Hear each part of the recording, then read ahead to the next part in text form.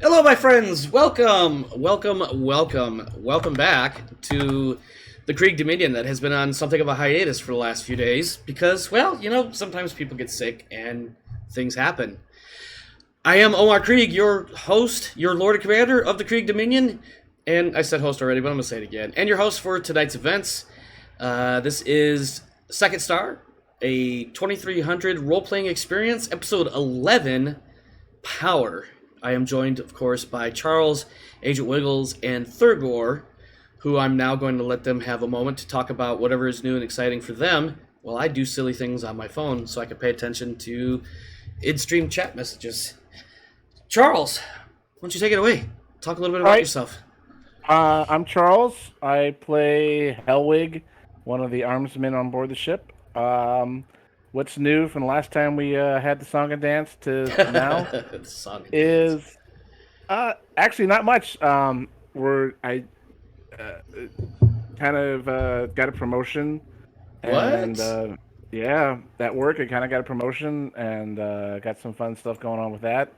That's awesome. So yeah, so it's a little bit more money coming in, but also more responsibilities. But at the same time, I'm not managerial level, which is great because I already did that once, and I don't want to do that again. Um, but it's going good. Life is good. The summertime's here. Trying to deal with the juggling of the juniors and then such, and keep them entertained without wanting to.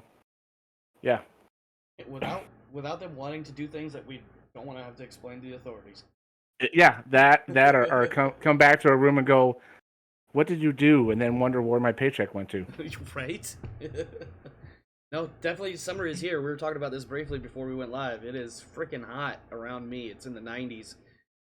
It may have cooled down a smidge to about the mid to upper 80s, but in my apartment, it has not made much difference. And my little engine that can is definitely engineing away and pumping out cold air, and a couple of well placed fans are trying their best to keep me cool. It's not working. Yep. It's not working.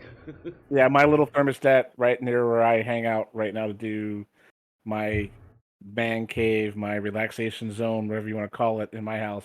It's telling me it's 88 degrees, so I'm like, oh, Oof. and it's 7 o'clock at night, 7:30. Yeah, yeah, yeah. It is a little bit late. We had a slight delay because of well, personal things. I have my 9-year-old son hanging around in the background.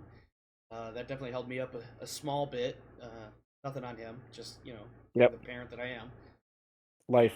Yeah, life, exactly. Anything else? No, not really. All right. Good. Mr. Thurgor, our intern, who maybe after another episode or two will no longer be referred to as intern, but we'll see. Uh, You gotta earn your stripes, man. That's all I can yeah, say. yeah. I have to crash the ship once first, right? Oh God, no! Before. Don't do that. We'll fire you. We'll hire somebody else. Well, since last session, I've worked. I've taken care of the two of my kids that are here with me through the end of this week, and looked forward till today. So here we are. Awesome. Yeah, indeed, indeed. Mr. Wiggles, Agent Wiggles, with 3 G's in his name because he is that G. What's new for you, man? The third G stands for gnome. Gnome. Awesome. I love it. We're gonna make that your tagline now. What's But new for nothing. you? It's starting to cool down. It's in the 90s, which is a nice reprieve from being in the triple digits. I I hear you, man. I've been to places of the world where that's the norm, triple digits and whatnot, and I'm just like, why? Why do people live here? More importantly, why do these people live here and they want to kill me? Mm. But anyway, anything else? I hosted some company for things 4th of July, and they're gone. So that's kind of nice in itself. It was my brother's best friend, Okay. and they're Nice. gone, which is good. Yeah, it's always nice to have people over, but it's also nice when they leave, so you can get back to what is otherwise your normal grind. All right, well, let's see. I am, of course, Omar Krieg, and anything new and exciting in my world. I was sick the other day, So my normal sultry tones will be somewhat muted, or perhaps even more nasally than normal, as I'm still a bit stuffed up between my sickness, the heat, and apparently, I don't know, some forest fires or some shit in the region. They have left me in a somewhat nasty situation with the things coming out of my mouth, I guess. Give me 1/2 second here.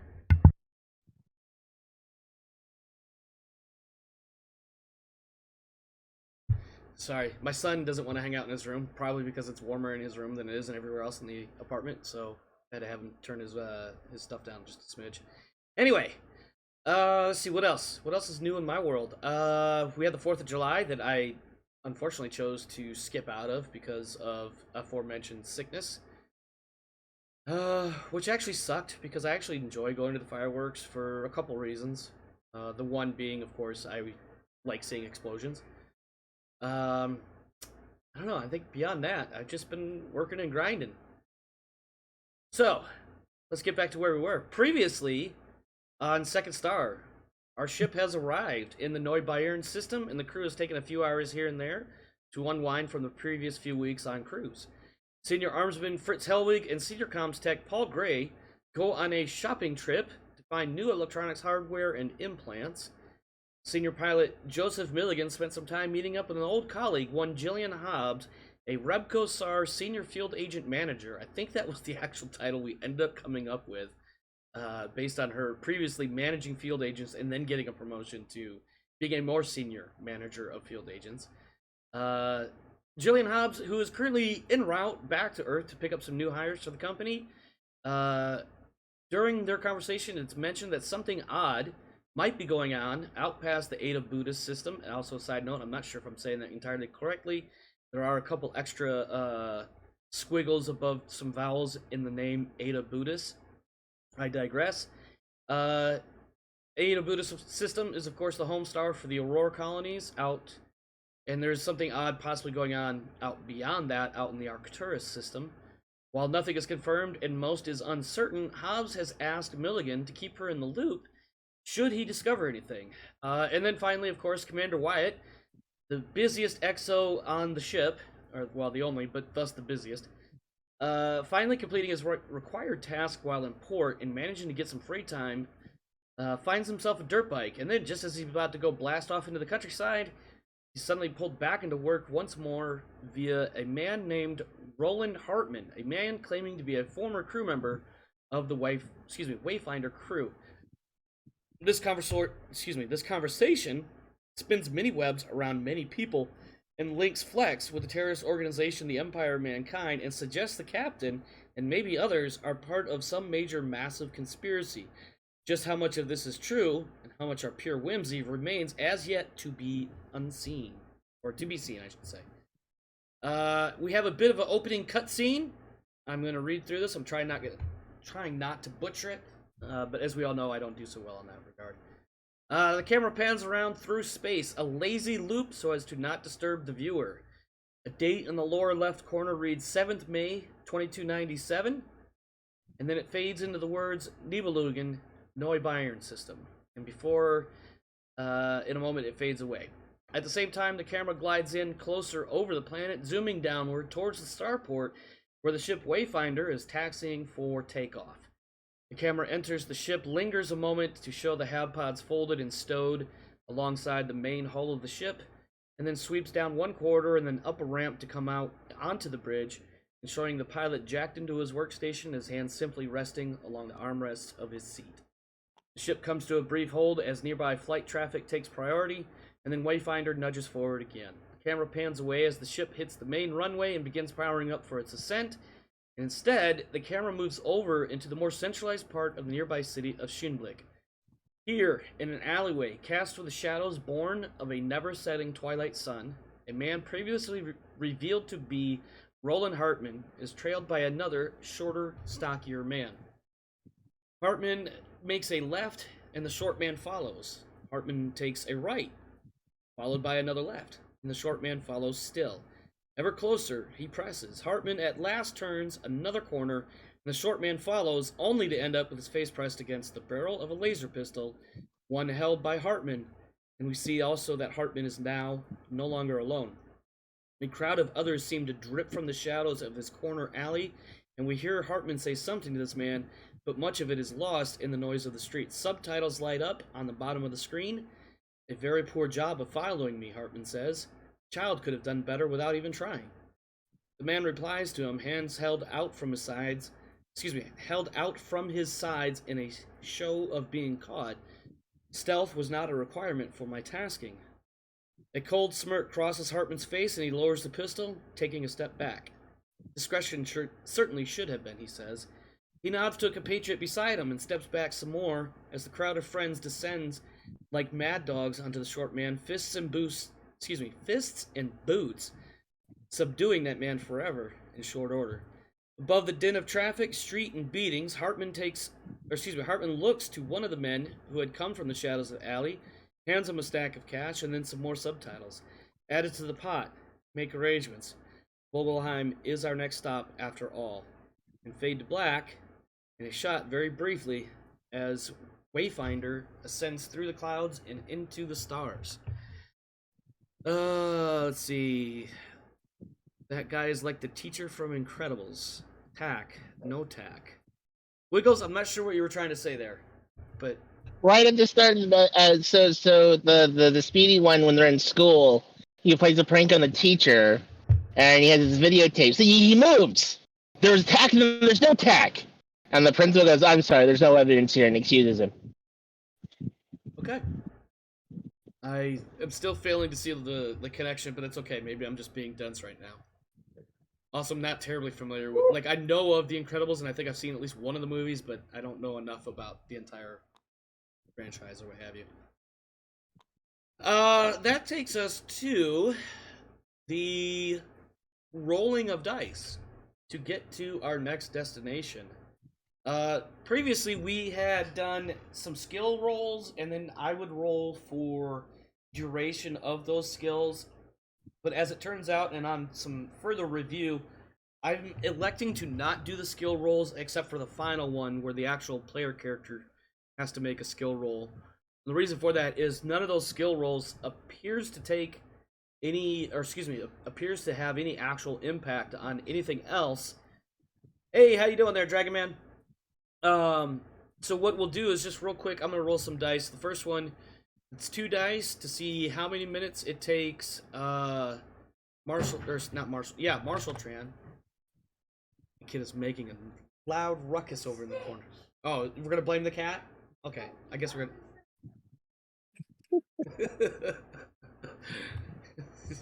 My kid's The over cat will remember that. The cat will remember that, yeah. Probably. Alright, so Marshall Tran, our navigator, needs to analyze latest navigational data. This is going to take him 2 dice minutes. I'm going to roll that real quick and then throw it into my little notes. 9 minutes it will take him. Alright, and then Senior Sensors Operator Yvonne Bishop scans for local threats, taking 1D hours. Can I get Charles to roll 1 die for me? 1 die. Yeah. Alright, let me do it.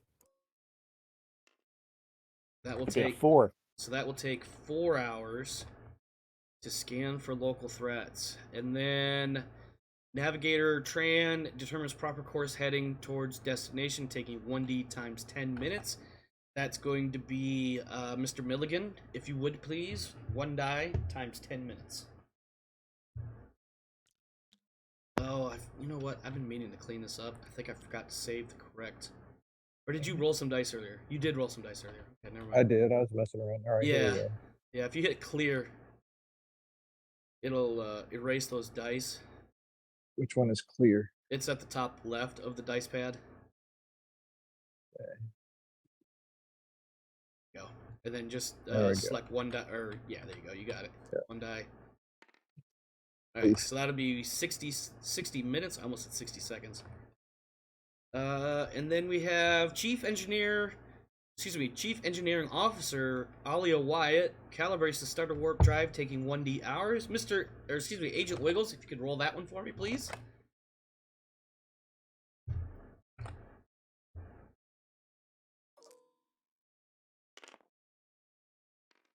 Let me see. I just needed. Yeah, I needed 1 die. Sorry.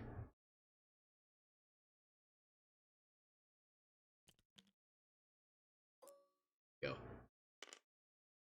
All right. It takes Mrs. Wyatt 2 hours. Calibrate. And now we have Senior Pilot Joseph Milligan rolling his Pilot Intelligence 6+. And this is the one that actually has an effect on the overall flight time. So the first thing I need you to do real quick is just roll 1d hours, Mr. Milligan.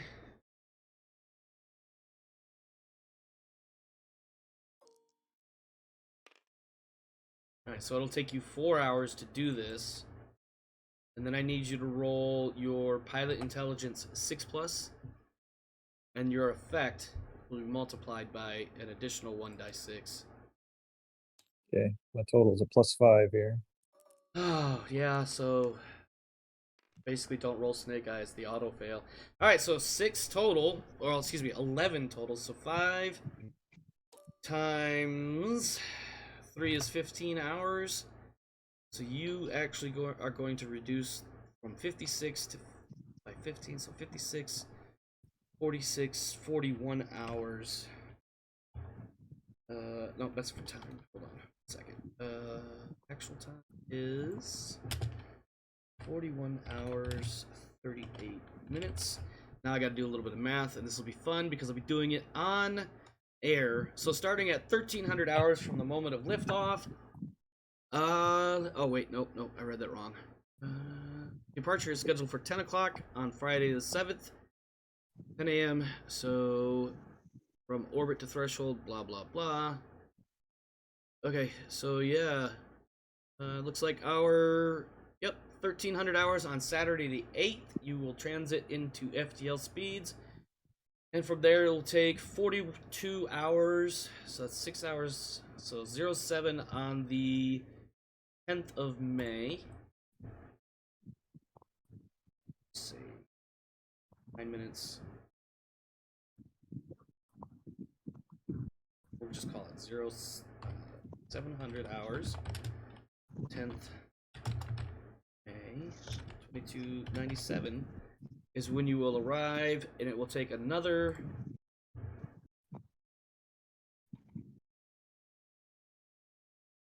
hang on. Sorry guys, I'm working my way through my notes, and apparently I didn't write them out as clearly as I needed them to be. Let's see. Time of arrival at that station. That's wrong. All right.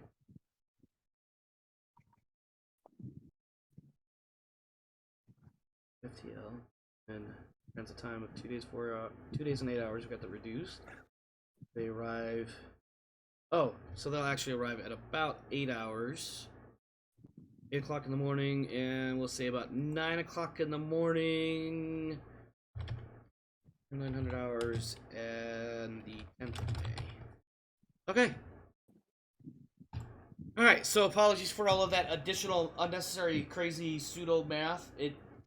Lots of math are involved when you're doing FTL velocities. Long story short is you depart Friday morning around about 10 a.m. from the surface of Nibelungen, and by Sunday about 9 o'clock in the morning, you will arrive at Ogoro Station.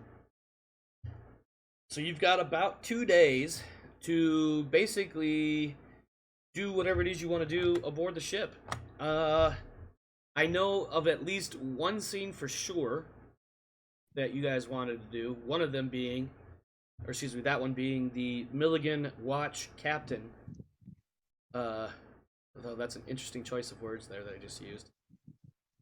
I know Milligan wanted to give the captain a watch. I believe there was mention previously about fixing or adding to... Wow, no, we're not doing a very sensual lovemaking scene in order to get an award nomination. Jesus Christ, Wiggles. Awkward. Oh my god, don't make me laugh too much. I'm gonna cough. Anyway, yeah, so I know Milligan wanted to give the captain a watch.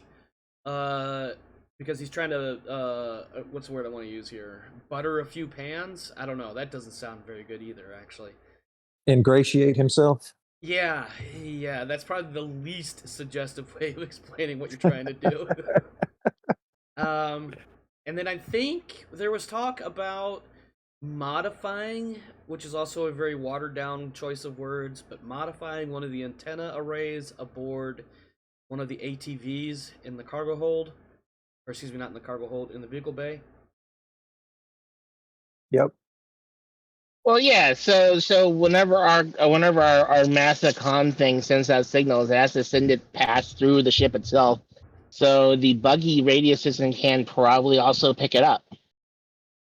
In theory, if it was Yeah. operational and running and whatnot. And the whole point of that, of course, was to attempt to catch any incoming, outgoing, secret messages. Because as I recall, there was a number of things dropped last week regarding the Empire of Mankind, regarding um, the captain, and regarding possible connections between the Empire of Mankind and Flex, and how it was all one big, massive conspiracy. Of course, whether or not any of it's believable and however much may be true is a totally different animal.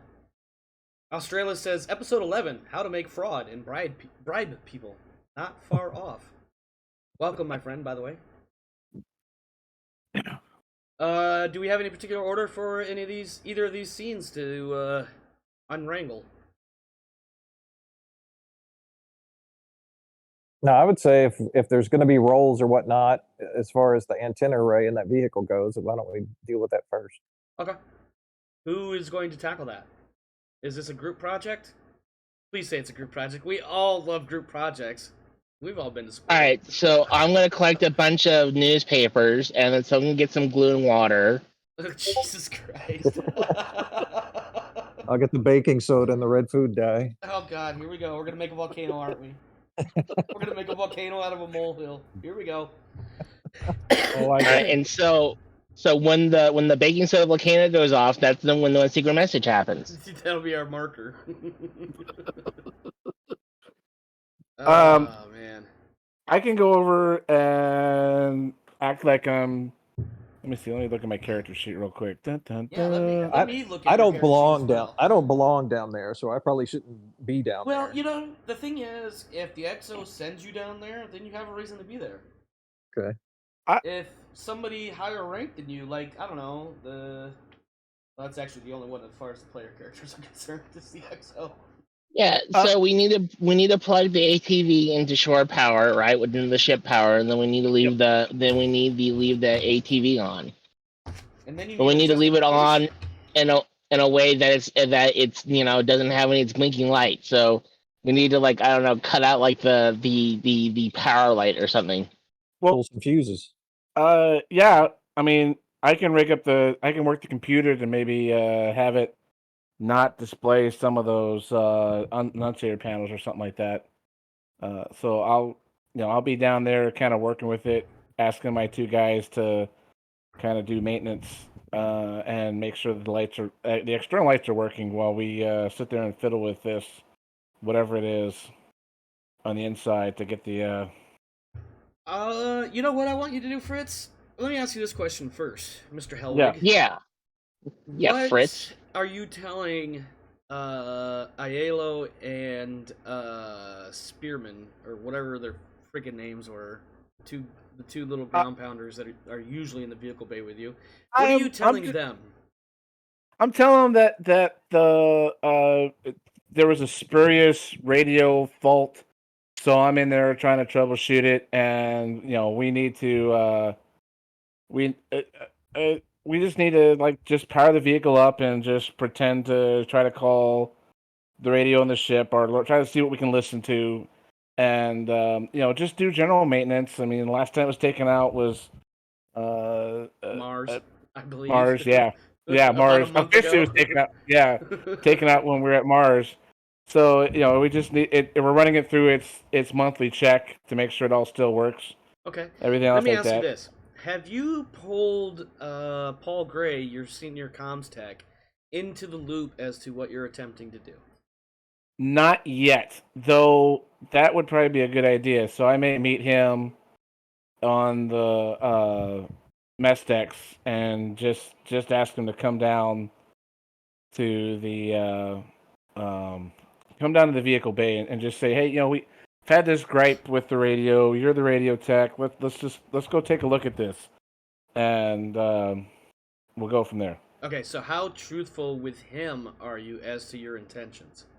I'll wait till we're kind of away from everybody, Uh-huh. and as we're kind of as best as you can alone on the ship, I'll pull off the side and say, this is what we're trying to do. We're trying to use the ATV vehicle as a radio detection thing, and we're going to rig up a detection to see where the signal comes from, if it's originating from the ship or somebody else is using a radio or whatever else. And I'm going to kind of clue them into a little bit. And I said, the XO knows. Oh, the XO. Okay. All right. So I could probably paraphrase this instead of trying to roleplay because I'm obviously not a comms guy. But I do know a few things about communications because I spent plenty of time in the United States Army in the last 2 decades. So what Paul Gray ends up coming up with is, first, he will definitely go down and play the role of a quiet inspection of both commo systems in the 2 vehicles. I'm assuming you're going to designate, I don't know, Vehicle A as your actual one, and Vehicle B is just a test dummy to make it look legit. So Vehicle 1's Thing 1, and Vehicle 2 is Thing 2. Complete with, that's on the side, it has the little hell yes. Dr. Seuss thing going on. But not the drawing ones. You got to get the ones from the movie with Michael Myers in it.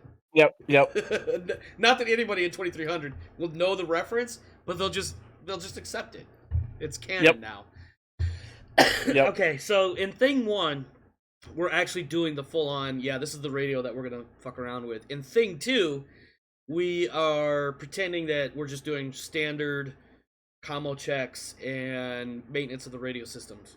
And so Paul Gray is going to follow along. He's going to play the game with you as far as the 2 knuckleheads and anybody else that might be bouncing around either between the vehicle bay and the bridge itself.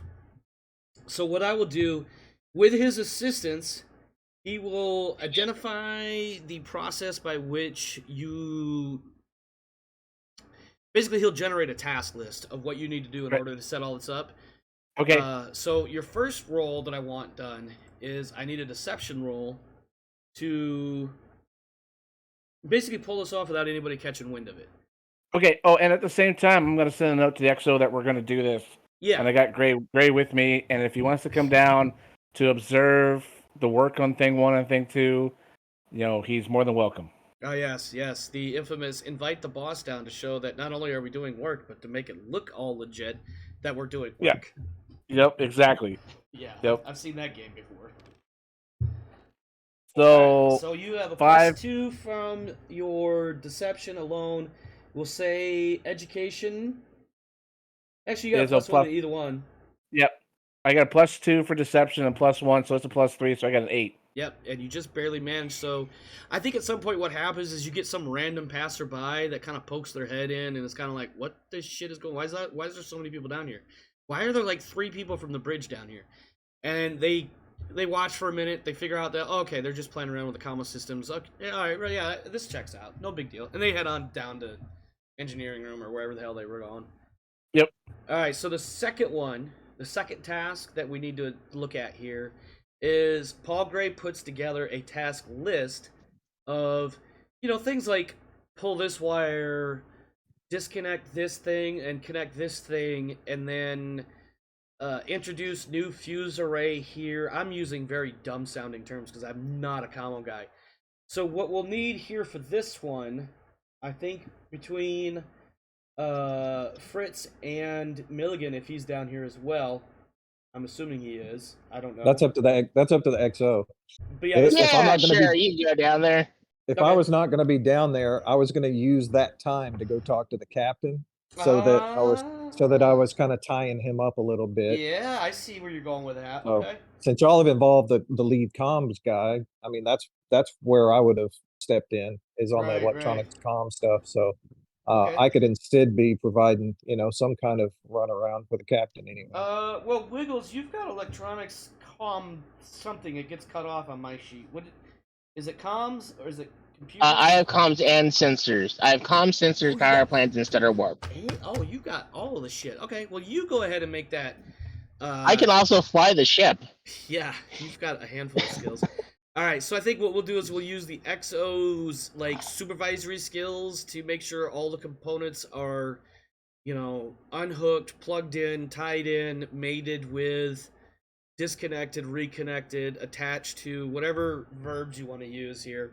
This will just be a basic. This will be an 8+ as well. Task 1, play some Tetris. Task 2, install window update packet, disk 1 through 7. Oh my god. regret Linux task. Oh my god. Learn Emacs. I don't even know what that is. Is that another computer language?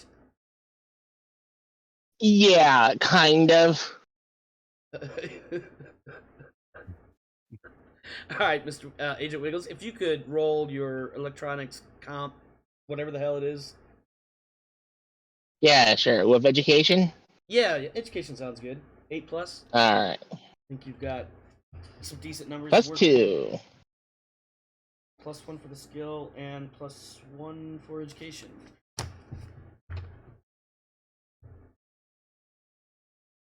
No, that's not me. Let's actually roll my dice. Yeah, it helps if you use yours just for, color coordination if nothing else.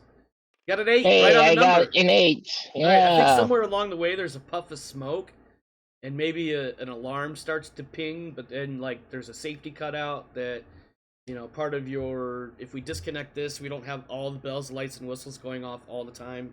It's not going to act like a normal comm station. You get, those little extra cutouts or whatever. Situated, and it's a little sketchy at first, but after a few tries you manage to get it linked up with, so effectively you get the radio system in the ATV linked up with the ship's communication array. Warning, warranty has been violated. Sorry, I'm too easily distracted. But yeah, ultimately you get everything set up so it's doing what you want it to do. As far as now, it's effectively a backup communication system aboard the ship. And then finally, what you want to do is basically set up in a kind of a watchdog situation, correct? Where it's Yep. it's specifically looking for messages that are non-standard send or receive, I guess is a good way to phrase it, correct? Yep. And Okay. I also wanted to send an alert when the door opens or if the seat has a pressure sensor when that gets pressure when someone sits in it, in case someone decides to mess with it. In case somebody goes inside the vehicle itself, correct? Yep. Okay. All right, that'll be the next task. The first task we'll do right now is, and I'll let you guys handle this one, I'm going to need some sort of electronics, sensors, 10+ to get this to be set up correctly. Narratively, it'll be some more wires and fuses and bypassing certain connections and establishing other connections in order to get things set up so that when there is one of these quote-unquote secret messages being sent or received, the appropriate people and only the appropriate people are notified. Now, I will warn you before you guys try to figure out how to do this. If you miss the task by more than 2, the wrong people will also be notified, as well as the correct people will be notified. That may or may Take not your be time. helpful. Take your time, maybe get some assists, whatever else the game allows for that I'm not thinking of off the top of my head. But between the 3 of you, talk to me about how you want to do this. So the take your time means that the difficulty drops by 2, but the time increment goes up by 1. Yep. So that's what that is. All right, so I'm thinking as far as time, this is probably like a, I'm thinking like a 30 minute to an hour kind of timeline with what you're trying to do, because it gets pretty technical at some parts. Because you got everything already set up. Now you're just trying to set up this super secret back door without letting too many people know what's going on, as well as setting it up so it sends messages to only certain people. So I feel like this is a really tricky process, and I feel like there's electronics sensors, electronics computers, and or electronics comms, communications, whatever you want to call it. All 3 are kind of involved, and I'm not going to make you roll 3, obviously, although that's kind of entertaining. So somewhere, we'll just do a basic, electronics 10 plus. Is the grand score you're looking for here? That makes sense. Yeah, sure. And I'll take my time to drop that down to an 8. And like, yeah, this is what I'm doing today. This is what Helwig and I are doing today. We're doing this. Okay. Our total modifier here is, well, you dropped it down to an 8. You got a +1 in electronics general. Yeah, and education, in, if I can use education. Yeah. Okay. Well, so many scuff knuckles. Yeah, and so many scuff knuckles. That's usually how it works when you're working with little wrenches. I got a computer +1. Do you want me to roll with you to give you assistance? No, it turns out I'm fabulous. Yeah. All right. Any objections before we move on? The next task, you wanted the you wanted the I wanted someone. You wanted the car. Yeah, I want. Yeah, but I don't want to actually sound the alarm. I want to send I want to send another A message to me. Like when I was in high school. Okay. A pager. Got it. That might be a bit old of a reference. I don't know how old exactly you are, Wiggles. This one we'll just make it a regular Sensors 8 Plus. And before you roll it, who do you want notified if anybody enters the vehicle that is not already cleared to do so? Just Helwig and myself. We'll tie it to our personal comms. All right, to Batman and Robin. Got it. Yeah. No Alfred this time. That's Alfred. No, he's still no. No, no, it makes sense because I'm really glad Milligan's the driver, so that he would be Alfred. Yeah, I'm really glad that the other PC's in here, but he still needs to build a little bit of trust before we pull him in with the everything. No, that makes sense. So I'm not trying to exclude him. No, it makes sense. All right, go ahead and give me a Sensors 8 Plus, please. Yeah, Helwig, you want to do this one, Helwig? If you have it. I don't have sensors. No. Oh, okay. Yeah, well, I'm trying to study. I'll allow that, and between computer and education, you've got a +2. Okay. Yeah. So go for it. Yeah. I don't want to monopolize the dice rolls, so. Yeah. No. Let me try it. See what happens. You got a 9. 7. Yeah. That's a success. So you're good to go there. All right. So to recap the last couple of minutes and what is otherwise several hours of sometimes gritty, sweaty work, because as for anybody that's ever worked inside a vehicle to get into either the communication system for if it's a military style vehicle or even your own car radio system, there's a lot of tight nooks and crannies to get your fingers into. Jesus, that started bad. I think we all know what kind of picture I'm painting here. Ultimately, we end up with a communication system on Thing 1 that is tied in with the normal ship-based, the normal ship-based communication system, but it has the extra step of if there's weird messages being sent or received, it will flag it. It will send a message to the XO. Will it send a message to Helwig as well, or just the XO? XO and Helwig. Both of us. Helwig. Okay, and then also if anybody attempts to enter the vehicle and or tamper with the communication system of the vehicle, Helwig and the XO will receive a silent notification. Yeah, we can't hide the fact that we were working on the ATV, which means that the spy could have actually saw us working on it. Right. And it's not an unreasonable assumption to assume that we're trying to get an independent radio source. Right. This would be an interesting conversation if the captain found out what you were really doing. Just throwing it out there. Whatever, he's a traitor. You don't know that. You don't know that. That's not confirmed. That's just plausibly, deniably possible or something. Oh man, that just. Okay, speaking of the captain, that takes us to Mr. Milligan and Captain Briggs, who previously, before all the shenanigans in the vehicle bay, was saying things like, Mr. Milligan and Mr. Tran, if you could please put my spaceship in the air and into space and on our way, that'd be outstanding. I can't mimic a good Ellis-based Texas drawl. Ellis being the Texas-based colony in the American arm, which is where Captain Briggs is from. I digress, though. Sometime after you guys are underway, perhaps not yet at FTL speeds, maybe just somewhere deep space, the captain indicates to Mr. Milligan that he is ready to receive him, I suppose, because he doesn't know what the hell his pilot wants with him. All right. So I proceed to the captain's office. Okay. And when when Briggs hears a knock on the door, he says, "Enter." All right. So I go in and say, "How are you doing today, Captain?" I am fine, Mr. Milligan. What can I do for you? Again, pretend that I have a Texas draw going right now. I said, "Well, you know, our meetings, of course, are by necessity short. And, Yes. you know, things don't get discussed that you might want to discuss at the time. But I noticed something in one of our conversations, and I just couldn't kind of forget it. I noticed you looking at your wrist during our conversation, like you were checking the time, but you didn't have a watch." Ironically, or perhaps not so ironically, he actually kind of has that. He glances at his wrist right before you say something about looking at his wrist, as if to like, okay, listen, I've got a lot of shit to do. Could you speed this up? And then you say, look at his wrist, and he's like, I'm not looking at my wrist. You're looking at my wrist. And he waits for you to finish before he interjects.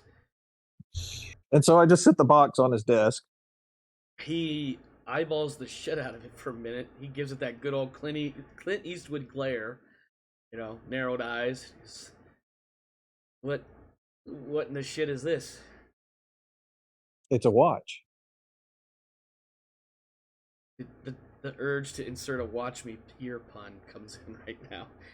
He takes the box and he opens it up, and obviously I forget what we decided on. I think it's a relatively classy looking, but not very expensive, not gaudy. Yeah, it's not lots of bells and whistles or any of that kind of stuff. Not right. you know, ways to track you and this, that, and the other. Because he definitely does not have a sniff-a-bug in his pocket right now. Right, exactly. You know, the thought had crossed my mind to put a bug in it, but I'm like, no, he would find it in the first 5 minutes. Oh yeah, as soon as you walk out the door, the wine is coming out. So no, pretty plain Jane, classic lines, all that kind of stuff. Okay. I'm assuming leather band, gold-rimmed faceplate, something along those lines. Something like that. Yeah, okay. Analog or digital? Analog. It's gotta have the glow-in-the-dark hands on it. Come on, man. Yep. So a little bit of radium thrown in there. Of course. What's a good watch without radiation? Okay. Yeah. No. He looks at it and he's got kind of a smirky smile on his face, kind of like, technically I'm not supposed to accept this, right?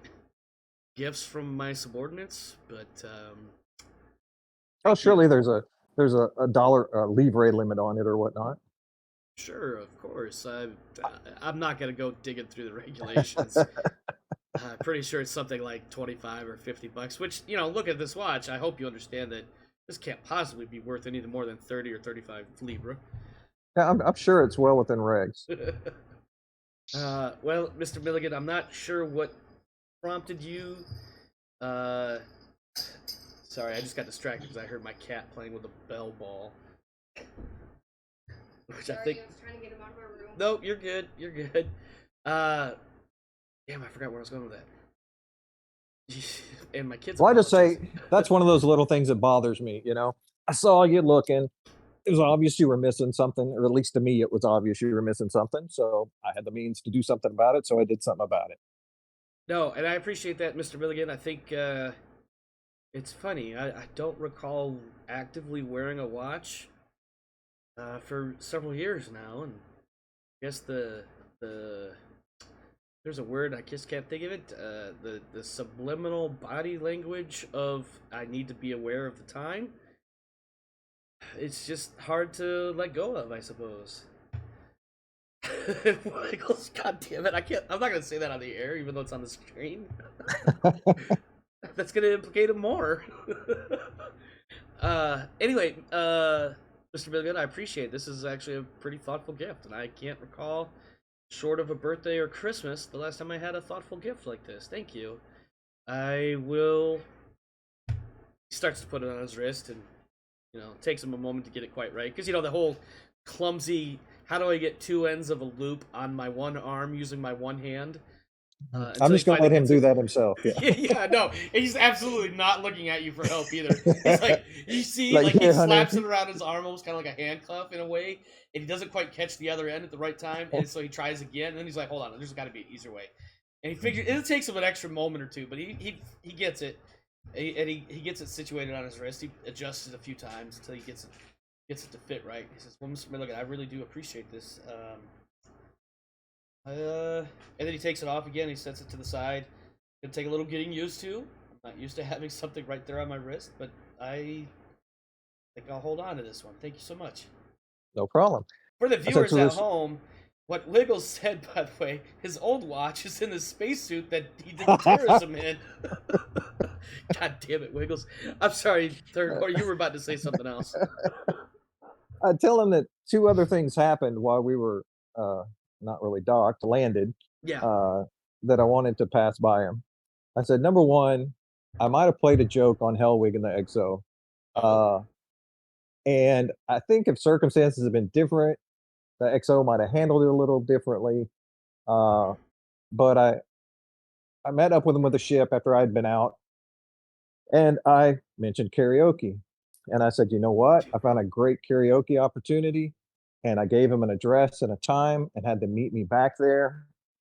And what It it kind of was gives you, was like, in the middle of your explaining all that, it kind of gives you, like, as soon as you said karaoke, like, the second time, Yep. his kind of head tilts a little bit. He's like, I know that word. I know you know that word. It doesn't mean the same thing you think it means. I'm waiting for you to finish the story before I elucidate. oh, we've had this conversation before, he and I. Oh, He did we? explained it to me already, yeah. Oh, okay, gotcha. And so then I say it was actual karaoke. Oh, that's an interesting joke. Yes, I don't. The EXO's kind of hard to read.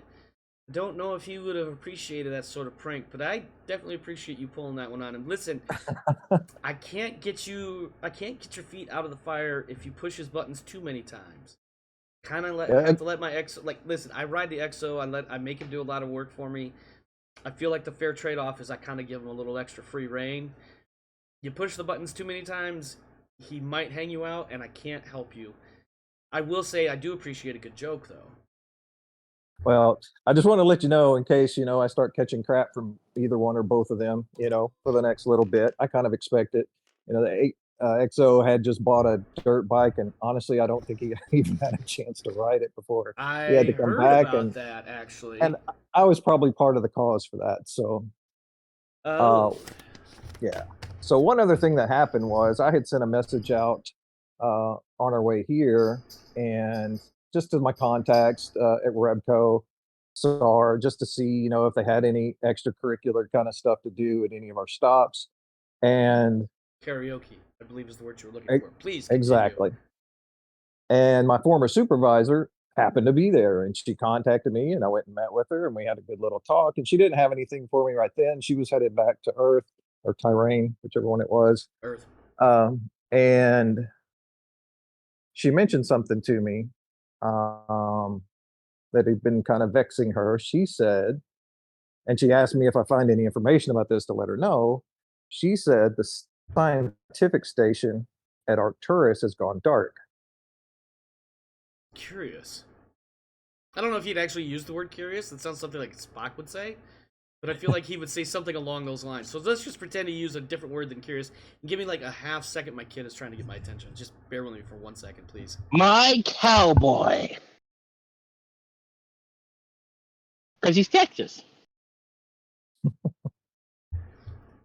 Alright, yeah, I caught something about cowboys. Anyway, Arcturus going dark. I don't know. I know it's out there. It's like way out there. Like there's nothing there but the Arcturian star, and I think it has a close companion. And when I say I think it has a close companion, I'm saying that as the GM. I'm off the top of my head. I'm not sure if there's an Arcturus B or not.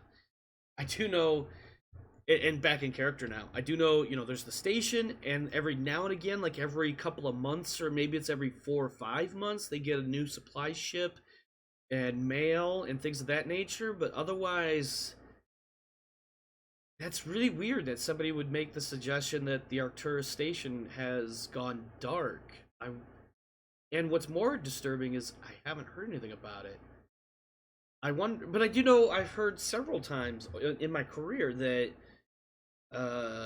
instead of going dark, that there were longer than normal lapses in communiques back and forth because of various reasons, ships breaking down, or the ship that was scheduled to go out there couldn't make it because it had to detour for this, that, or the other reason.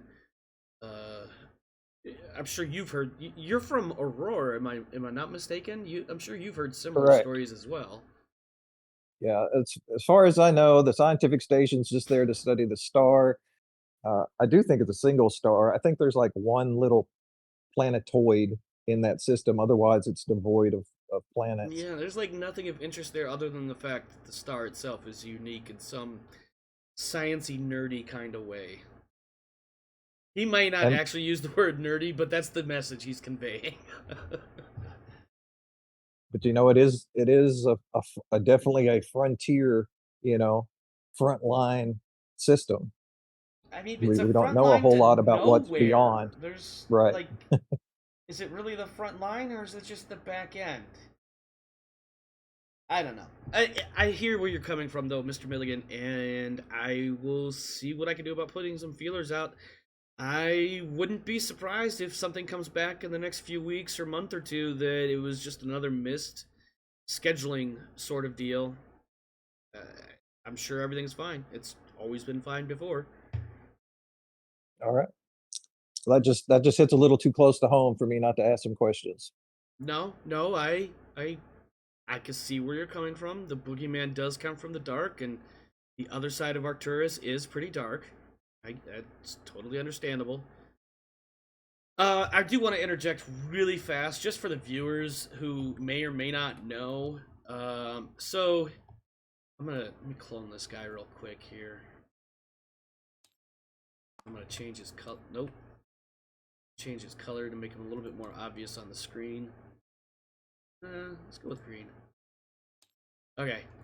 So what we're talking about, just for the players. So Milligan's character is from this place here on the map. This is not a good representation of the map for the viewing screen, of course. Yeah, thank you for scaling that up a little bit. So Eta Budas is probably the largest or the most, well, Aurora is actually the more correct term, but probably the most well-developed colony the furthest out. It is literally out on the edge of human space. All of these various systems out this way don't really have a whole hell of a lot going on for them. These systems over in this area, what's generally referred to as the Wolf Cluster, again, largely left to be extra sand for the sandbox, left by the developers of the game for players to explore. Now, one jump away, which is kind of a loosely defined term within the 2300 game, is Arcturus, which has nothing really special to it other than the star itself is a red giant, if I'm not mistaken. Real world, it's a red giant. Some science guy is going to tell me I'm wrong, and that's totally fine. Please, if I'm getting this wrong, somebody tell me. But Arcturus is a red giant. There's a station there that is orbiting the star, studying the star for the sake of science. Now, I'm not going to say what's actually down this way, but there is some shit down that way, and there is some shit that happens within the next year around here, and a little after up here. We're not going to talk too much about it, because for the viewers that don't know, I don't want to let out too much, and for those that do, I don't want to let out too much as it pertains to our particular story. Of course, you can Google all this stuff if you want. Just Google the French Arm, Traveler 2300. You'll find all the answers you might ever want as to some of the stuff that we're going to be encountering over the next several sessions or further on beyond. But again, I just wanted to kind of iterate or explain things a little bit for the viewers just so they knew what we were talking about. Aurora is it's got like 3 to 5 different national colonies on the planet. which actually is a moon around a gas giant. And then Arcturus is this simple little outpost of, I don't know, like 30 people living on a station doing sciencey things. The fact that the Arcturus station goes dark, or could go dark, is potentially an ominous thing, given the fact that in the human understanding of space, in this point in our game, there's nothing out here. And if Arcturus goes dark, it means one of two things. Something made it go dark, or something happened on the station. It's really the only good way to explain it. On that note, they didn't pay their utilities. Yeah, that's exactly what it is. They didn't pay their electric bill. That's why they're dark. Or they have a dark sense of humor. I don't know. Next up, Tabby Star investigating the dimming anomaly. Yeah, something like that. And then Australis does, 7.75, I believe is the actual number, but 7.5-ish light years per jump. I'm using the word jump a little bit loosely because it's not exactly how it works in this particular game. In the main Traveler game, the jump is a little bit different, but also the range is different. In another game system, it would be Xenomorphs. It could be Xenomorphs in another game system. It just depends. Okay. Thurgood, was there anything else you wanted to discuss with the captain? I felt like that conversation was getting kind of wrapped up. That's why I wanted to, getting to the wrapping up point, I should say. But I definitely wanted to draw that picture a little bit better for the interstellar situation. I just wrapped the conversation up by saying, just again, I want to let you know that, if you have need of me outside of my chair in the bridge, just let me know. I think, Mr. Milligan, when the time comes, the call will be made. I do appreciate you once again stepping forward. And again, thank you for this nice watch. You're welcome. And Wiggle says, so Captain, how come you did a terrorism? No one knows that if it was or wasn't him. So right. I think at this point Wiggles is trying to see what kind of information he can get out of the GM without the GM realizing he's giving out information. Okay. All right, so quick rundown before we go to the next moment. Does your mom know you're a terrorist? Does your mom know you're a terrorist? Sorry. Quick rundown before we move on to the next major section. Charles, did you have anything in particular you wanted to get into at this point? No, not really. We're gonna,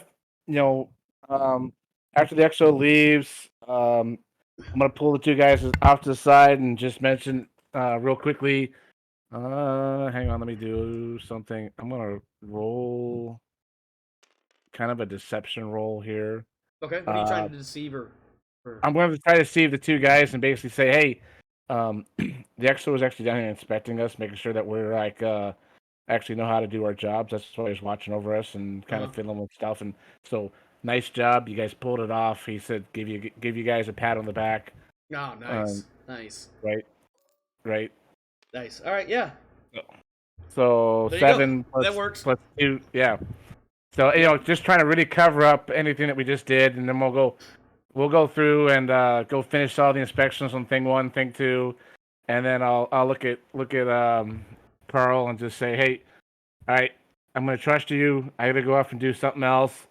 File all the proper reports. I'll sign off on them, and nice job, guys. Yeah. Fucking Wiggles rolled a lie in favor of the EXO's popularity. God damn. Yeah, no, I think we should know. I think we all know by now. We're kind of playing Carl Spearman in particular as your stereotypical Carl that's just not all there in the head, but he's not a bad dude. And then Buford Aiello, his wingman, is basically just his wingman, who's really not much better. Might have actually a little bit more lick of sense. Somewhere between the two of them, they might end up with 1.5 brains. And I think, because neither one of them are too particularly bright or, hip to things. It's not that they're not too bright. It's just that they always find themselves a way to, they're the ones who, you just look at them and go, damn, I'm not even angry at you. I'm just amazed that you were able to get yourself in this much trouble. You know what it is aside from, the stocky guy and the skinny guy, it's the two dudes from the British Royal Marines in Pirates of the Caribbean. Oh yeah, exactly. Yep. I mean, they're not bad guys. They're not stupid. They're not. They're just there, and they're okay. Yeah. There's nothing special to write home about. But Nope. Yeah. Can't spell nuclear mass genocide without you and I, so commit war crimes together, Captain? Wow, Hashin. Wow. Whoa. Wow, we really escalated there. Oh, man. Ooh, man, that spotlight. Y'all trying to put a big-ass spotlight on the Captain, aren't you? Okay. Yeah, so I think between Spearman and Aiello, the fact that they're not terribly bright, they're not dumb. They're just not terribly bright. They just kind of fall hook, line, and sinker almost with your, the XO said, make sure to give you guys a pat on the back for your help here today. Good job. And they just kind of like soak it up like puppies that don't know any better. Yep. Anything else before we move on? No, not really. And then I'm gonna mosey on over to my room and kind of maybe fiddle around with my computer just to set up that receive that message. Okay. All right. Thurgor, anything for Milligan before we move on?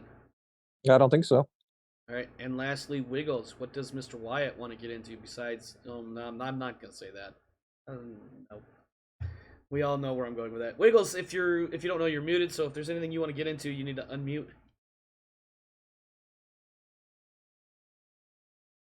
I was eating taquitos. Ah, were they good taquitos? Were they hot taquitos? They're very crunchy. I like them. Okay. But right. They're very crunchy, though. Indeed. So does the XO want to get into anything before we move on?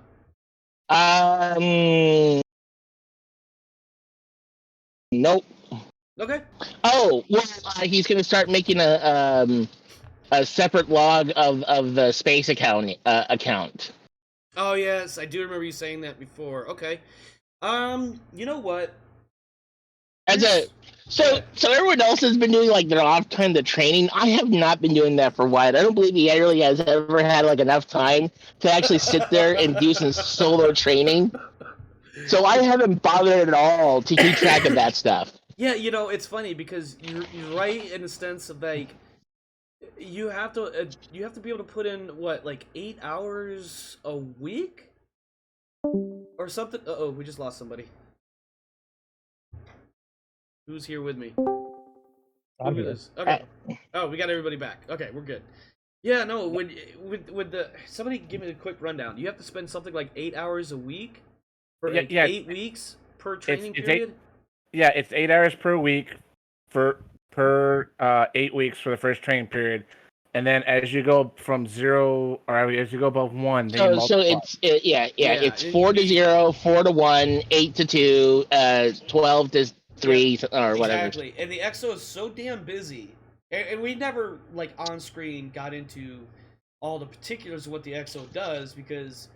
One, I was in the military, but I was never an XO, so I couldn't tell you. But I could imagine some shit that they're doing. By the way, my cat is meowing constantly in the background right now, so hopefully he's not too much of a distraction. So roughly, he would have his bridge duties, right? And then he would go through all the personnel records, make sure everyone's doing their certifications and everything like that. And then he would oversee. Right, and then he would also go through all the reports that all the department heads generate every day. Exactly. Now, granted, this is a crew of 20-something people, and 10 of them are effectively Marines. But even they've got, the troop lieutenant, troop commander, whatever her name or whatever her title is. Yeah. Hurst has some sort of daily report. I'm sure, at the very least, yep, all my knuckleheads are alive, and I haven't killed any of them because they're all dumb. She's got to generate that kind of report every day. You've got the navigation department. You've got the stewards. You've got the engineering section. Mind you, it's your wife that runs it. But even within that, there's little, like, within the engineering section, you've got the mechanic side and the engineering side that both have reports to give to her that she has to turn around and summarize in her report to you. So it's and then when we pull in the port, it's probably like a combination of the steward and I who make sure the ship gets all the stores it needs and whatnot, and not to mention the sales and the purchases of the trade. So I have not been doing any skill ups for Wyatt. I just have not been bothering. I mean, for him, I don't think it's worthwhile because he's pretty advanced. So Wyatt actually does have a pretty good wide range of skills. He does. he can't lie though. He's not much of a liar, but that's why he has that German ex-cops for. Yeah. That's what he goes to. That's what he goes to hell with. He's like, listen, here's the truth. I need you to tell him something not the truth. And Hellwig's like, jawohl. Exactly. I mean, the only thing that like you may want to throw me about at some point is like my admin like goes up a point like eventually Yeah. just through just exercise alone. Well, you know, I've been thinking about this. I was actually thinking about this for the last week or two, and kind of a, not necessarily a spoiler, but just as a heads up, you know, I am expecting within the next 2, maybe 3 sessions, and that's a hell of a stretch, including tonight, by the way. We will be concluding our first major. Well, I'll just call it like probably like the first season of the show, even though this isn't really, you know, organized as a seasonal thing.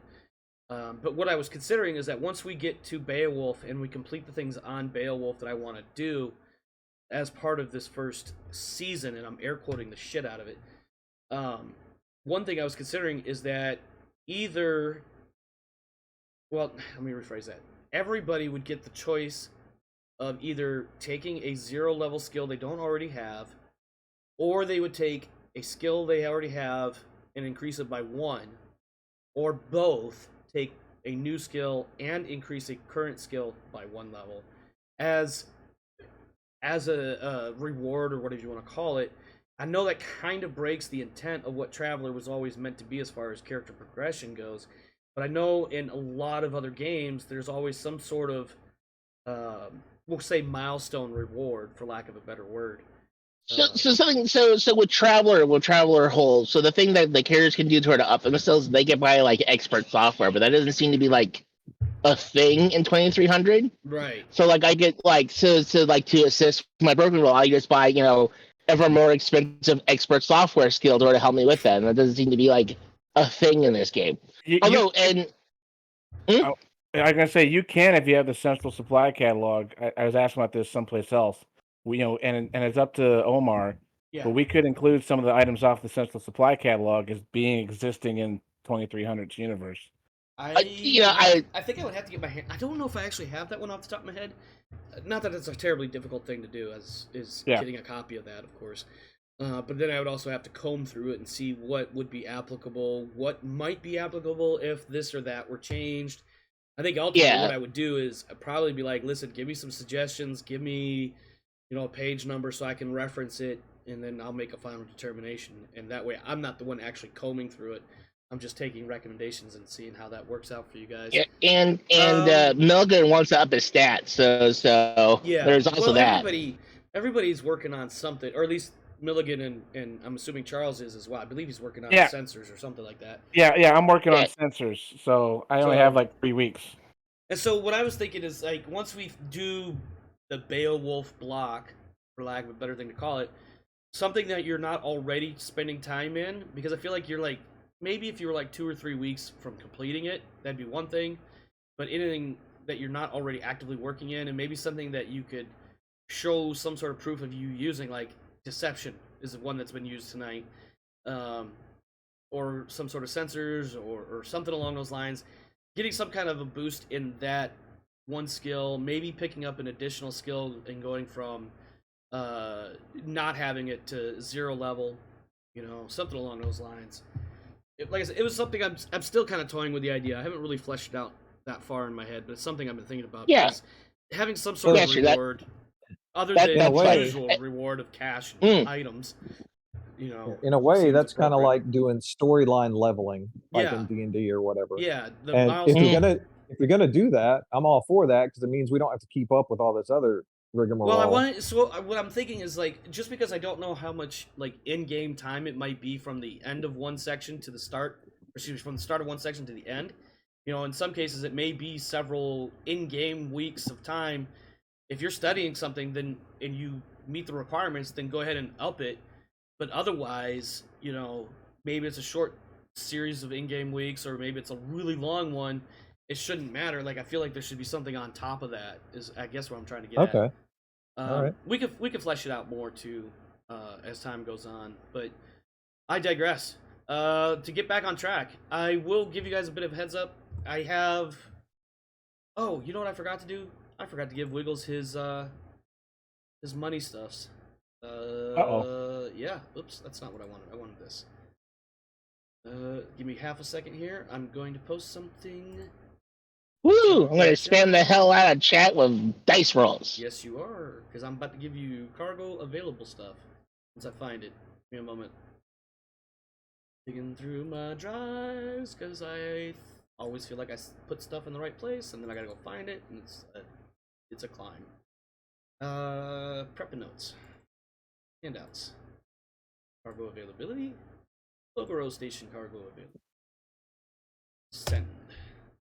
Alright, in Traveler General is Ogoro Station cargo available .docx. That is for you, Mr. Wiggles, to peruse while we continue. Excuse me. And now some more wonderful narration from me.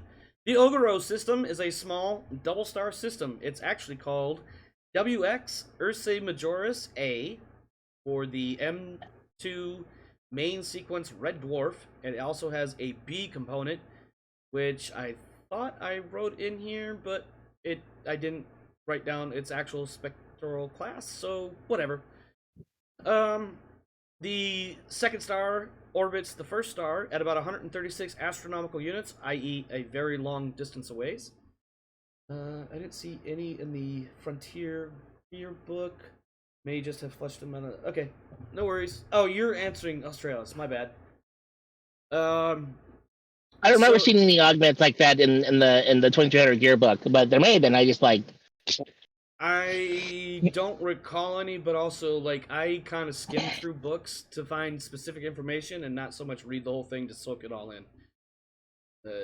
My brain doesn't run that way sometimes. That's why it'll always seem like I don't know what I'm talking about until I realize, wait a minute, I've actually looked that up before. Hold on. Wait a second. This is partially familiar. Yeah, exactly.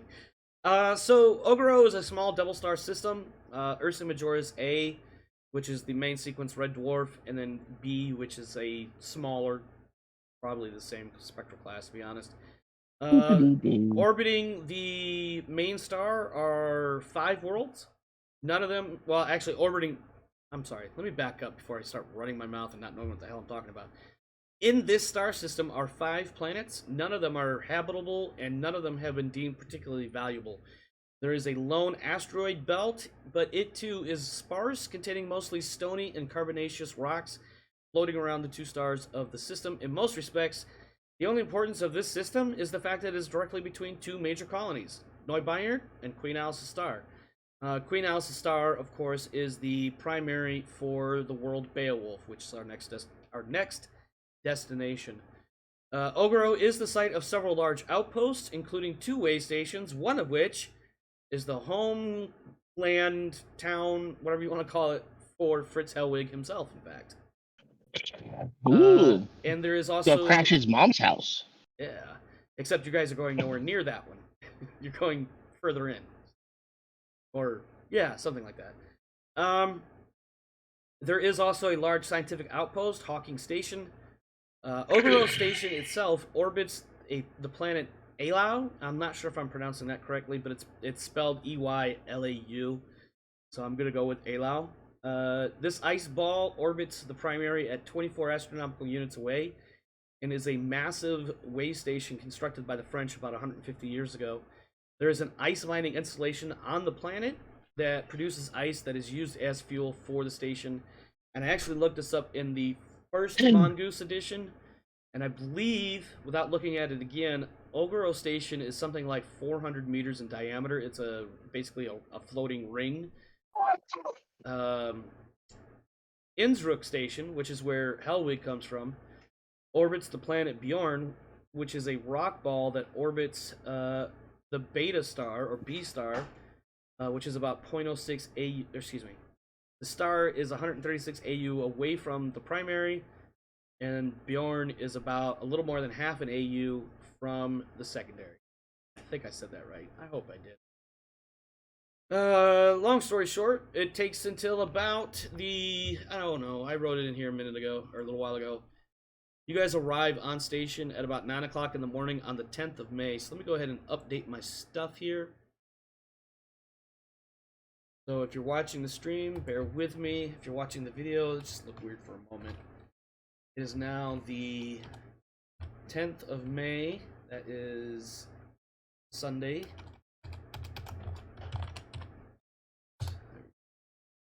Done. We are now in... I got a giant squirt bottle, spray bottle, right in front of the other monitor, so I couldn't see what I was doing. Current star system settings. We are now at the Ogoro station.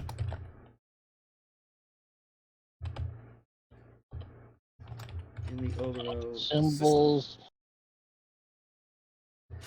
Okay, so again, if you guys ever watched, if any of you have ever watched the old 2001 Space Odyssey, near the beginning of the movie, the shuttle or whatever it is flying up to this big station. It's basically this big old circle with cross members in the middle, holding it all together, spinning through space. That's effectively what this station is. The central core doesn't spin with the rest of the station. This is where the ship is arriving at. So, without getting in all the particulars, there's a central area where, there's no gravity, but when you come into your berth, you'll have some gravity. And then obviously, the further out towards the rim of the station you get, the more gravity there is. And if I'm not mistaken, because I don't see it in my notes, I believe the gravity that's produced is somewhere between half to 2/3. Ooh, no, not right now. Not while I'm streaming. My son wants to give the cat catnip, and as entertaining as that might be, I don't know if that's going to be something I want to deal with on stream. Excuse me 1 second. My big old orange idiot, he just kind of like rolls in it and just kind of eats it and then goes to sleep. Yeah, I don't we did. So my son went to the farmer's market with some other family members the other day, and he picked up this catnip pillow, which is about, I don't know, inch and a half across, this square pillow. Huh? No. Oh, hold on 1 second, sorry. Precious metals. Y'all do remember the conversation we had last session about the encrypted message, right? Yeah. And that Argoro was according to what we gleaned out of that, was the site of the next demonstration. So that we need to be on our toes here. Yes. Yeah. So anyway, I want to get back to my quick little story, but we'll get back to the big story here. So yeah, my son grabbed this little catnip pillow thing, and we gave it to Stitch. Stitch is the name of our cat, for those that don't know. We gave it to Stitch for the first time last week, and he got a hold of it, and he just kind of licked the whole damn thing, kind of like if it was a lollipop or something, where he's just licking the entire surface area of this stupid little pillow thing. And then got spastic and ran all over the place for a few minutes, and then got distracted and calmed down for the most part. Anyway, so yeah, eventually you make it down onto the station. XO, some numbers for you real quick, if I can get your attention, and you can update your notes as needed. Oh, yeah, the gas station stuff. So, 20,000 Libra per week, prorated to 28.58 a day, or 120 an hour. For birthing. Oh, we never got prorated for last week. Oh, you know what? You're right. Pull up the old calculator. I don't even remember what I said. Oh, I'm gonna have to pull up my notes from last session too now. You gave us $2,000 for last week's thing, and then we were supposed to get prorated from that. That's what I had written down anyway. It sounds. Yeah, right. you said 2,000 it was per. Really cheap compared to other stations. Yeah, it was super cheap. It was great. My books loved it. Oh yeah, I bet they did. Let's see. Where is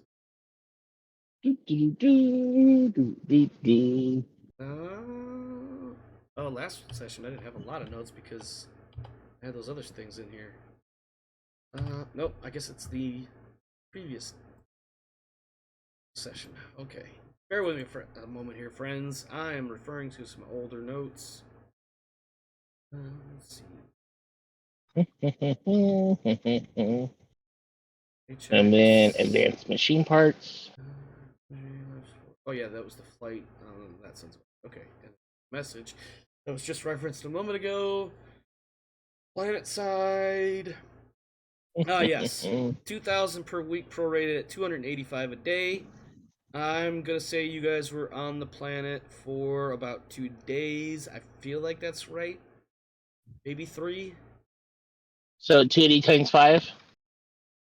285. There was just one think- overnight, I think.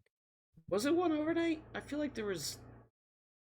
Yeah, because we left, we landed and then got out for the day. Yeah. Oh yeah. All right. Well, we'll go with Yep, 12 and then per we left the hour. next morning. Yeah. So 12 times 36 is 432. So you should have only paid. Okay, hold on. Let me see if I can word this out in my head. So initially you would have paid 2,000, and then you would have gotten 1,568 back Woo! All right. as far as your berthing cost. And then fuel is let me close that one because I don't need it anymore. Fuel is 2,000 a ton. Assume 15 tons have been used out of the 75-ton total capacity. And how much is Starport charging us? $1 billion? No, it's 2,000 a ton for fuel. That's No. For Oh. fuel. And the Starport. Yeah, it's 2,000 per ton. The Starport rate. For docking. Oh, the berthing. Sorry. Yeah. 20,000 Libra per week, and that prorates to 28.85. Excuse me, 28.58 a day. Okay. Oh, there's a section in Cool. Traveler Companion that has alt rules for leveling up skills using a milestone system called Adventure Experience, and that's in Chapter 6 in the Traveler Companion, which I am 95% sure I do not have. And I think that well, I guess that would still be modified for 2300 without too much fuss. Yeah, it wouldn't be that hard to bring it over for us to use. Yeah. I mean, there's not that many changes between 2300 No, and I think the biggest thing is just accounting for specifically the differences in universe and not like character creation is still basically the same. It's just you're instead of being generic Imperial Navy or whatever, you're Navy for these different people. Yep, exactly. Okay. All right. Yeah, those are all the notes I need to give the XO. I've already given him the cargo stuff. For the rest of you, as you arrive on station and basically shut things down for the ship so it can get powered up and fueled up and all that silliness, the captain has ordered that no one is to leave the ship except in the execution of ship-related duties only, such as cargo, supplies, maintenance, things of that nature. Things of that nature. There is an estimated 25 hours of discharge time required, and then the captain is like, the captain's like, we're not fucking around. As soon as those 25 hours go by and the ship gravistatic meter reads green, we're out of here. Not even the duty-free port? Not even the duty-free port. We are out of here. In fact, the only thing that he himself is going to do is he does say that he has to check in with the local flex office, and given recent security concerns, it requires a face-to-face contact as opposed to a message. So he does leave the ship, and he plans on being gone no more than about 2 hours. And if he, as part of his briefing to like the XO or whoever, probably like the XO and the chief of the boat, he says something to the effect of, if I'm gonna be gone for more than 2 hours, I'll ping the ship and let you know. But otherwise, I expect to be back within 2 hours. Other than that, if you leave if you leave the ship, you need to have a legit reason to leave the ship. So I got a potty real bad. there are heads, as it were, on the ship. What? I mean, he's going ashore by himself. Okay. Because I'm gonna say, I mean, I almost want to stick my head over through the chain of command and say, does the XO or does the CO need an escort for security purposes or whatnot? I feel like this is one of those moments where, the captain. Oh god, let me look at his character sheet real quick. Where is it? There it is. Uncombat. Okay. Yeah, he shouldn't be going off without security detachment. He's the I captain. mean- he can do whatever he wants. That's a Yeah, he can do Yeah, I mean, like, you know, when you commit terrorism, you kind of like feel very self-assured. Wow, off the top rope there. Off the top rope. Jesus, put the steel chair away, man. Put it away. I feel like I kind of feel like this is one of the moments where the senior armsman, who one of his actual duties and responsibilities on the ship's crew is to look out for the safety and security of the ship and crew, asking the captain like, "Hey, are you sure you want to go along?" And we see a moment of where the captain's like basically strapping on a pistol. And sticking it under his jacket or something to that effect. He's like, "Nah, Right. no, I'm gonna be good. I'll be fine." Okay. He does. I mean, he doesn't. He's not gonna actually do that because I think the law level here. What is the law level? Yeah, the law level's 9. He's not going out with a. Oof. He's not gonna be carrying a gun openly. Right. Which actually gives him a little extra confidence, I'm sure. But yeah. Okay. So while he's gone, I'm gonna I'm gonna slide. go through his, I'm sorry. gonna go through his stuff. Australis, what is this, Star Trek Next Generation, where the entire command staff go on away missions? Yeah, otherwise this show would be boring. Nobody So cares while about he's the lowest ratings doing all these fun things. It's got to be the main cast. yep. I'm sorry, go So- ahead, Charles. So I was gonna say while he's gone, I'm gonna be roving the ship and just stick over by his stateroom. I was gonna say, when you said roving the ship, I totally heard air quotes in there. Yeah, exactly. Yeah, if Okay. anybody's asking, I'm doing the security sweep, trying to make sure there's nothing coming on or going off or whatever. And then I'm gonna I have a lockpicking kit. I'm going to I heard a noise in his stateroom. So I'm gonna You know, I feel like, before you go anywhere with that, I feel like... I as heard being- duress, therefore I'm allowed in. Yeah, right. It's just, what do they call that? Jesus Christ, what is it? The cops... Probable cause. There we go. probable cause, yes.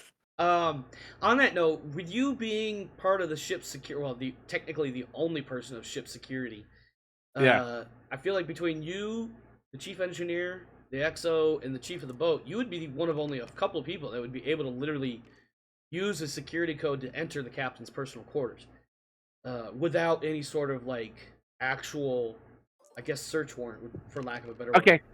So So- you really don't need to use a lock breaking thing unless you don't want it logged by the computer that you did such a thing. You know what? No, I'll find a way to bluff my way out of this.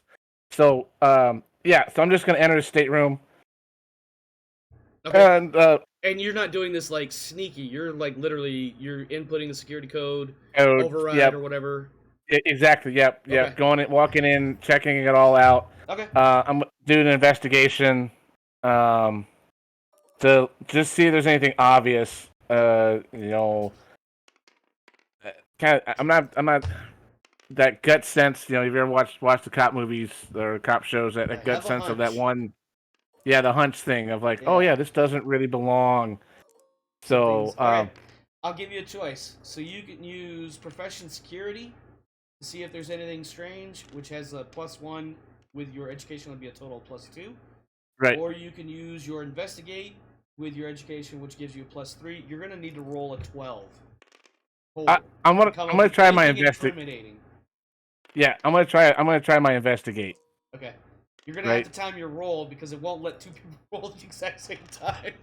Okay. Okay, Alright. I'm done. There you go. There you go. Wiggles over here I making need his the- broker rolls. Yeah, Oh, I need just- the opposing Yeah, just- broker's DM. You know what? Give me. You know what? We'll just do a 1d3. Give me 1 Oh, second. sure, go for it. 3. Okay, so I Just, got you an know, when 8. you can. Yeah, +2. You rolled a 5 plus a 3 is 8. So yeah, there is like literally nothing that gets your attention. There's no hunch whatsoever. Okay. And, Based I'll- on this initial roll, the captain's quarters seem pretty normal in what you would expect from what you know of the captain. Okay. All right. And then I'll on my way out, I'll swing by the my normal duty. I'm sorry. normal- I'm sorry. God damn it, Wiggles. Wiggles just said this in the TTS chat. He said, just those pictures of him at the Empire of Mankind's leader's wedding. So I'll what I'll do is on my way out, I'll log myself in, and then I'll send a note. I'll go back to my duty station, and I'll send a note to the XO and to the skipper, basically saying, "Hey, we heard a noise. As part of my duties, I checked it out. There's nothing to be noticed, and that's why I was recorded logged going into your room." Oh yeah, And then faulty sensor. Nothing to worry about. Yeah, We're all yeah, good here. basically. How are you? Yeah, exactly, just like that. And then I'll go swing by the XO's office and I'll tell him, hey, I walked the CO's room. There's nothing of note. Nothing obvious, but we may want to give it another good sweep one time, or if you want to, we could put something there to record anything going on. You want to try bugging the captain's room? Is that what I'm getting that conversation?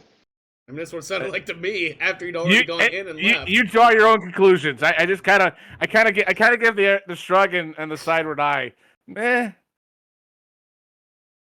you, this is after he's already gone in once and come back out and officially filed a report saying, "Hey, thought I heard something. Turns out it was just a buggy wire." Mm-hmm. Exactly. Alrighty. So I'm good at my end then. Okay. Mr. Milligan, is there anything you would like to get after while you still have the opportunity of not going anywhere off the ship? Well, since I can't leave the ship, I want to go talk to Hurst. Okay. Because I want to talk to her about starting some heavy weapons training. Okay. And that'll all matter Heavy. depending on. I'm sorry. Yeah, Sorry. mainly grenade launchers is what I'm talking about. So Okay. I think Hurst is, it's middle of the day on a Sunday. She's probably reviewing some sort of like training plan, in between yelling into this little, I don't know what it would be in Traveler 2300, but I know like on Star Trek it'd just be like tapping the little comm badge thing and saying, "Hey, you, tell so and so to do more push-ups because he's being dumb right now." But she's got like a little walkie-talkie or something like that. You know what I mean? And she's talking clearly to the troop sergeant, Franco, and trying to basically get, somewhere between Blaine, her new fill-in team leader, and the other team leader whose name I can't remember off the top of my head. It is not coming to me right now without looking, and I don't want to look. Basically try to get her. Okay, Google, berate subordinates. God damn it. I am too easily distracted. Holy shit. That's awesome, by the way. I want to remember that one. Hey, Siri. Yeah, she's basically, every now and again she's, shooting a quick message or saying something into her little walkie-talkie type deal to one of her troop leaders or senior troopers or the troop sergeant. But otherwise, she's got like half a dozen little, we'll say, geek sticks. And they're all marked like 1 through 4. And actually they're marked like HW 1 through 4. Basically VR programs that you can slot in. Not to sound like Cyberpunk at all. No, wait, that's chipping in, isn't it? Chipping in? Yeah, jacking in or chipping in for Cyberpunk. But either way, basically some geek sticks that you could throw into any VR set and get into some actual training. And there's like 4 different levels, starting with like the most basic, like, here's your basic grenade launcher. It can do this. This is what you do to take it apart. Make sure the weapon is cleared. And work your way through all that. That awesome computer-based training. Oh, yeah. This is your weapon. There are many like it, but this one is yours. Today, you will learn how to disassemble, clean, maintain, and reassemble. See, Goofus? Exactly. God. Oh Even my God. you could do it. Charles, real quick aside here. Sorry, Third War. Oh. Charles, when you were, I know you were in the Navy. I don't remember when you said you got out, but did you ever have to? So when I was in the Army, we had to do this anti-terrorism level 1 training. Yeah. With the stupid dude with the dark hair. I want to say it was a blue and yellow vest and a tie. A sweater Oh no vest. no. We didn't have that one, but we had the we had a sailor walking around Norfolk and Washington D.C. And it's like one of the scenes basically show him there's a dark alley, but you can see the bar you went to on the other side. It's like it was almost like the old Dragon's Lair. Do you go Oh, through the wait. dark alley or do you call Oh. for the cab? Oh wait, I might have my trainings confused. I don't think it was AT1. I think it was no, cybersecurity. it's that yeah, the cybersecurity. Oh my god. That dude Yes. with the Steve, I think was his name. Yes. Yeah. He's evidently memed throughout. Oh man. Oh, Hey, speaking can I borrow your computer to Oh, download nifty software? yeah, right. Yeah. All right, sorry, Thurgar. I totally got sidetracked there. I'm so sorry. Please, All right. let's return to your heavy weapons training or whatever else you want to do. Oh, I'll take the geek stick and I'll be working on that. All right, as you're getting ready to, Hearst kind of stops. She's like, "Hold on, no," and she pulls out her own little separate, I'm gonna say notepad, but it's on like her tablet or something, and she makes a quick little reference, and she's like, "Nope, I need you to sign here for each of those geek sticks that you're taking," and Okay. just for And here, and here. yeah, exactly. Right. If it's He's a used DA, to that. the one form I'm thinking of, it's a DA form. So Charles may not know exactly what it is, but it's a DA 2062. It's a hand receipt saying who has ownership of this piece of equipment. Oh no, we had something similar. Oh, I'm sure you do. I'm sure you do. Yeah. I'm sure there's even a DOD form. But anyway, I'm getting totally sidetracked again. Excuse me. Anything else, Mr. Wiggles? Or excuse me, Mr. Milligan. No, at this point, unless the XO orders me off the ship for some reason, I guess I'm just chilling out. Okay, yeah. Go get me burgers. I demand burgers. That sounds like ship's business. It sounds like something. I can actually see the XO be like, I'm tired of this goddamn mess food, and the captain won't let us leave the ship. I'm making an official call, and he can berate me later. He can use Siri's berate subordinate function later. Milligan, Hellwig, go to the local Five Guys and get me burgers. This shit. I demand burgers. As he's sitting in And his some office, green bean coffee. as he's sitting in his little office, buried to his nose in frickin' paperwork. Speaking of Wiggles, how we coming on the money crunching things? Got any updates for us yet? No, I'm about to see how much we sold everything for. Not at nearly big numbers last time, unfortunately, but still big numbers. We're still doing numbers, guys. Okay. 1.1 million plus 200 and Man. What is this? Australia says, Trainer, how many of you have password or 1234567 as your password for your security clearance enabled laptops? Trainer has a stack of discharge papers in a folder he's holding for anyone who puts their hand up. Sounds about right. Okay, so we're gonna fast forward a smidge. Let me find my notes here to make sure. we So- made 1.3 million on that trip. You earned, or that's where you are now from? That's gross profit. The net profit is let's see. I had that figured out actually. Okay. All right. Well, So the net. Go ahead. Yeah. All right. So the net profit is 350,000. That's actually what it is. 350K from this specific trip. From Mhm. Okay, that's not bad. Mm-mm. All right, I'm gonna go ahead and fast forward a bit here while Wiggles continues the number crunching. About an hour or so after the captain returns from his excursion, so we're probably at like, let's see, we landed at like 10 or 11 or what the hell time did I say? I know I keep forgetting, but that's because my memory sucks. We landed at 9 o'clock in the morning. The captain leaves probably around 10 or 11, comes back around 1. And he does come back with a small bag of burgers for the XO. Because the captain just Yes. knows. The abuse of our powers grows. So about an hour later, so now it's probably like around 2 going on 3.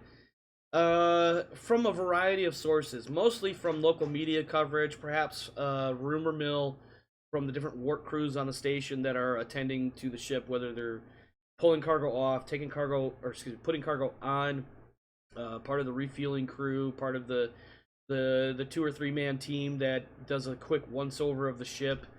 But basically, the word that everybody's starting to hear, and then once the crew hears it, of course, it spreads like wildfire across the ship's crew, is that the Innsbruck station is currently without power. While details are unknown and reports are still coming in, it appears that the entire station has gone completely dark, and the authorities are presently working on dispatching an engineering team to resolve the situation. And before we go too much further, I want to point out one small thing that will definitely have an impact on anything you guys decide to do from this point forward. The distance between Eylau and Bjorn is roughly 100 astronomical units away. If you were to fly the ship there, in theory, I'm going to GM handwave that it would only take a few hours via stutter warp. And the reason for my argument there is once you get outside of the primary star's gravitational effects, you can actually transit at FTL speeds. Otherwise, if you didn't have FTL speeds, it would take you something like 100 days, give or take some math, to get the Wayfinder out there, which by that point, anybody going without power that long is clearly dead. Did the captain come back with wire clippers in his pocket? Does something else blow up? These are comments from Australis, by the way. Back on track. Yeah, so basically the power is out at Innsbruck. It has gone completely dark. There is rumors or the belief that the authorities, whoever the actual authorities may be, are working on getting an engineering team out to resolve the situation. Fun fact, Ogoro is a French station. Innsbruck is a German station. And in the last few years, the reunified Germany has taken the various subcomponents of the German nation and brought it all back together. So we're talking like it was originally like it was something to the effect of like East, West, and maybe like South Germany were separate entities prior to 2280-ish, and then they had like a 3 or 5 year war. And one part of that nation is not happy, but basically it was like, yeah, we don't want to fight anymore, though, so fuck it, you win, and we're part of your stupid country now. Yeah, part of it, I mean, I think that was the Bavarians. Yeah, the Bavarians and portions of the Rhineland were occupied by the French to help for. Oh yeah, I'm gonna air quote peacekeeping purposes. Yes. And then a bunch of them broke away and reformed the German nation state again. Yeah, the so German Republic, I believe. Yeah, per the background. Yes, but here is the situation. I present to you the 3 players of our show.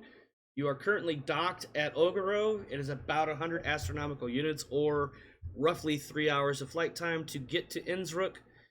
The biggest thing you are aware of through a variety of sources is that Innsbruck, the lights are off, nobody's answering, and it is believed that some sort of response team is being assembled and eventually transited out to fix it. Peacekeeping, also known as colonial pacification. Yeah. It's Innsbruck's close enough to my home station. I think I would be kind of drop home station, isn't it? No. Oh yeah, it is. Yeah, it is Innsbruck. Yeah, so I'd be pushing to go back there, just out of the pure need for family checkup and all the other fun stuff. Oh yeah, absolutely. Milligan, Wyatt, Captain. So what's the question at hand? Where do we go there? Well, A, do you, and B, how, what, where, when, why, and therefore. I mean, as much as Flex is like, trying to do good stuff, we're also seeing him out about being fucking paid. So I guess the immediate question is, are we getting fucking paid? Okay. Do you want to bring that particular question up to anybody in particular? I don't know, maybe the captain. Just for the record, I'm intentionally throwing this wide open thing to you guys and letting you guys guide the show in how you resolve it. Your answers to resolving could simply be, and I realize it probably won't be, but it could be simply, fuck them, and continue on your merry way to Beowulf, or it could be, let's go in guns blazing, and we'll solve this shit like the heroes we are, or anywhere in between those two extremes. All I'm going to be doing is constantly going to the XO and going, I got family there. It being dark is a bad thing, and I want to get back there ashore, and and family. So on and so. Beating that horse dead into the ground. And Yep. rightfully, I think if it was my hometown, I'd be kind of pissed too. Right? Mr. Milligan, what say you, sir? Well, I don't have, let's say, a dog in that fight, really. And to not try to apply pressure to the captain or whoever to do this for no good reason, I am just going to be quiet and wait for orders. Okay, more or less mind your own business sort of thing. Because Yeah. what else? I am can you going to do? spend some time on the LinkNet to see what non-official news is floating around. You know, Oh, you want anything. to do the dark web search? Well, maybe dark web, maybe not. Maybe but, not the you dark know, web. Maybe the gray more- web. more like YouTube or whatever, and see if anybody's I think posted videos of anything that might have gone on Did the we- station that we're not hearing about or whatnot. Did we ever create a joke / semi-canon analog to YouTube? Because I'm thinking something like LinkTube or TubeLink. That to me that sounds better, but Yeah, that's getting pretty close to Hubs and stuff. Yeah. We'll call it Tube- Link. Tube Hub. Tube Hub. Oh my god. No, I think that would be HubLink. Anyway, no. So do me a favor. Do roll. Let me see what kind of skills you got here, because I want to make you roll something real quick. See what you kind of figure out. See what I've got electronics, computers. I don't really have any admin. Let's see. I'm not sure if admin is the right one. Let's go with. Let's see. Patient, diplomat, comms. Blade is not helpful right now. Languages, rifle turret interface, recon. What? Ooh. Okay. I'll give you the choice of either recon or streetwise, but you're going to use, depending on your method, if you're going to do like well, you can't really go walk in the streets without pissing off the captain, so this will probably be like intelligence or education, whichever one's better for you. Okay. I feel like recon or streetwise applies here because you're using some of those recon-y, streetwise-y skills for deciphering which sites are best to pursue Okay. further. You're using kind of an Alrighty. educated search method as opposed to like, what does ABC, NBC, and CBS provide? And you're like, I'm gonna go look at the Indian news network because I feel like that one's gonna be a little bit more unbiased. There's only Okay. Kafers. Oh my god. Fuck off, man. Only Kafers. It's just videos of Kafers dissecting and murdering other sentient species. Oh my god, please stop. Yeah, sorry. So recon or streetwise, give me, I'll say a 10 plus because this is Yeah. kind of really recent. Might not be a Right. whole lot out there yet. That other than like, there's going to be the initial news reports, obviously, but you're Right. looking for something a little bit more meat and potatoes to act on. I'm looking for something filmed, Yeah, on the station while this happens. Yeah. That kind of thing, to see if there's anything we can pick Somebody- up on. somebody filming some kid blowing out birthday candles, and all of a sudden the power goes out. Right. Or if maybe there was some noises or something. Right. Yeah, Alrighty. boom. Boom. Look at it. Oh wait, that's Oh way. shit! Oh, hey. That's a natural that 10. works. That's what I wanted. Yep. Oh, All right. well, you don't find a specific video, but you do catch, quote unquote, an eyewitness account. So basically, this is someone filming themselves, something like Instagram kind of way. Talk about like, guys, listen, I just pulled out of Innsbruck, literally looking out the window, all the lights went dark. I saw somebody wearing this sounds absolutely ridiculous. They're ski masks, guns, heading down the main corridor of the main promenade into the engineering section of the station. I don't know what the fuck is going on. I'm not gonna lie to you. I'm glad I got the fuck out when I did. And it's like just a quick 10-second video. You're not even sure if it's really believable, but the fact that what they're saying happens to line up with what you do know and what you may or may not suspect based on the encrypted messages that you've had basically you've been able to read. Right. This actually kind of like you put all this shit together in one hand, and suddenly you've got a hand of cards that might actually pull in some chips. That probably wasn't a Okay. very good analogy, but I think you know where I'm going with that. Yep. So yeah, I'm gonna like capture- individually, these things are like not necessarily very credible, but when you put them all together, it's starting to sound. I want to emphasize that it's starting to sound less conspiracy and more fact. okay. So I want to copy this, and I want to take a copy of it to the XO, tell them what I found.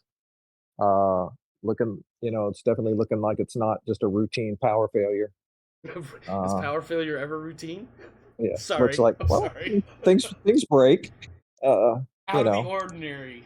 I think is Right. what you're looking for. So, but yeah, that one report claims to have seen armed, masked men. I'm Aspen, huh? Yep. And so, how about we present this? I'm sorry. How about we present this to the captain just to see what he's going to say? Not the video. Not the video. I wouldn't mention the It's the- video at all. Yeah. So the XO takes a sip of his drink and he does that shh when he's at the end of it and the straw is scraping on the bottom of the cup. You're sucking up the bubbles. Yeah. No. I mean, like, after lunch, I was gonna go talk to the captain about the situation. Thank you for bringing this information forward. Well, now I wish that we weren't down a Marine. We look back to a cigar next to a shotgun.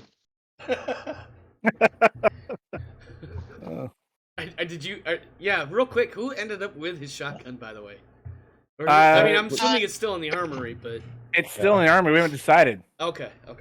Yeah, I don't know. I figured like we probably have like a small memorial wall in the canteen area where Okay, like there's Commander just Shep- like I'm sorry. Yeah, Shepard, like- Commander Shepard would like a word with you about stealing his proprietary ideas.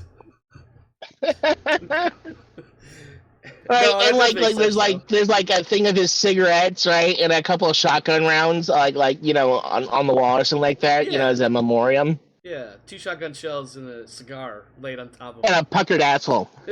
Oh my god. Because of course McAvoy would be the guy to be like, well, when I'm dead, I want them to kiss my ass anyway.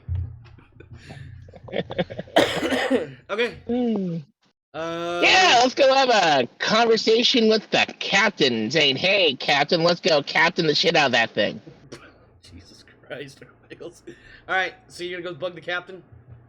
Yeah, let's go bug the captain. Alright, are you gonna... I mean the terrorist. No, we're talking about the captain. What is Talking about the captain. So the captain is in his in his office doing captain paperwork. What is your approach? Are you knocking on the door? Are you barging in? Somewhere in between? Something else? Oh, I'm gonna follow procedure. I'm gonna be in my proper work uniform, and I'm going to knock on his door. Enter. Come knock on my door. Alright, Three's Company, calm down. Jesus Christ, my fucking reference databanks just fucking crashed because of that one. Fuck. Yeah, so the captain's like, yeah, come on in, enter. Or something more official sounding. XO! That's ironic. What's up? We are we planning on responding to the lights out situation? He does one of the... Now, we've never described these individual workstations or these computer monitors, but I feel like he's got one that can, like, spin around, and he turns his monitor towards the XO, points to the seat in front of his desk, and then points over to the monitor, and he says, well, I was actually just about to call you. What do you think we should do here? I personally feel like we should just kind of, unless the locals call on us, I think this isn't the right answer, but my personal opinion is if the locals don't call on us, we need to get to Beowulf. I'm pretty sure Admiral insert name that I haven't quite fleshed out yet here is really getting tired of waiting on us. The whole purpose of Flex though is to offer assistance when needed. Agreed? And on the coffers, they're doing well, sir, that we can afford to do the side trip without harming the ability of the ship to pay for itself. I don't know if it's my smartass or if it's the captain's response, but there's almost a quizzical look on his face, and he says, "Pro bono? What?" But he doesn't quite go quite so sarcastic with it. I think he's like, "Are you suggesting we do this for free?" I'm suggesting we do it without negotiating for pay first. We can negotiate with pay en route. Ah, yes. Ask Which for does- permission, ask for forgiveness, and then, yeah, something like that. Yes, yes. And I acknowledge that doing so en route does give us in a weaker leverage position because we're already going there. Yes, but at the same time, emergency situations do dictate. Yes, and it's one of our crew's home station. They have family there. Yes, Hellwig. Yes, that's the one. Yes. Yes, I'm surprised he hasn't blown up my door yet. All right, listen. He spins the monitor back around and he taps like a little button on the side of his workstation, and it's basically a relay into the bridge. He's like, "Hey, Tran, get everything locked down. It's time to go. We're heading out to Innsbruck." And then a moment later, you hear the voice of the comms guy. Something to the effect of, prepare for transit, all stations prepare for separation, or some other term here that I can't think of. Be prepared for transit to Innsbruck. XO, I'll leave the details with you insofar as contacting and negotiating with the locals. I took a look at the books earlier. They looked good, so if we don't get paid for it, I think we'll be fine. But of course, more money in our coffers never hurts. Otherwise, the show's yours. Let's see what you got. And All right. Just so everyone's aware, we've got like 14. We got one cargo container full of radioactives. How many tons of radioactives do you have? Just one. Just one. So that's like roughly that's- a million credits or something like that. Yeah, the base price is 1 million credits each. Yeah, that's why I can Yeah. only afford one. Well, I think the captain is going to give you one of those, like, make sure it has the appropriate hazmat markings and safety requirements are being maintained. Yeah, at all just times. don't rest your generals on it. That's all I'm saying. Just handle with caution. Got it. All right. I think so we'll say 3 hours travel time to get from Ogoro to Innsbruck. Is there anything we want to do en route? I'm assuming we've got a little bit of negotiating to do, and I imagine we need to come up with some sort of game plan for what to do when we get there. yeah, sure. I'll talk with Hedwig and see if there's someone who in particular I should talk to. Like who's the political mover and shaker and who signs the checks. Because I'm going to be cashing them in hell. Oh, Jesus, that got dark.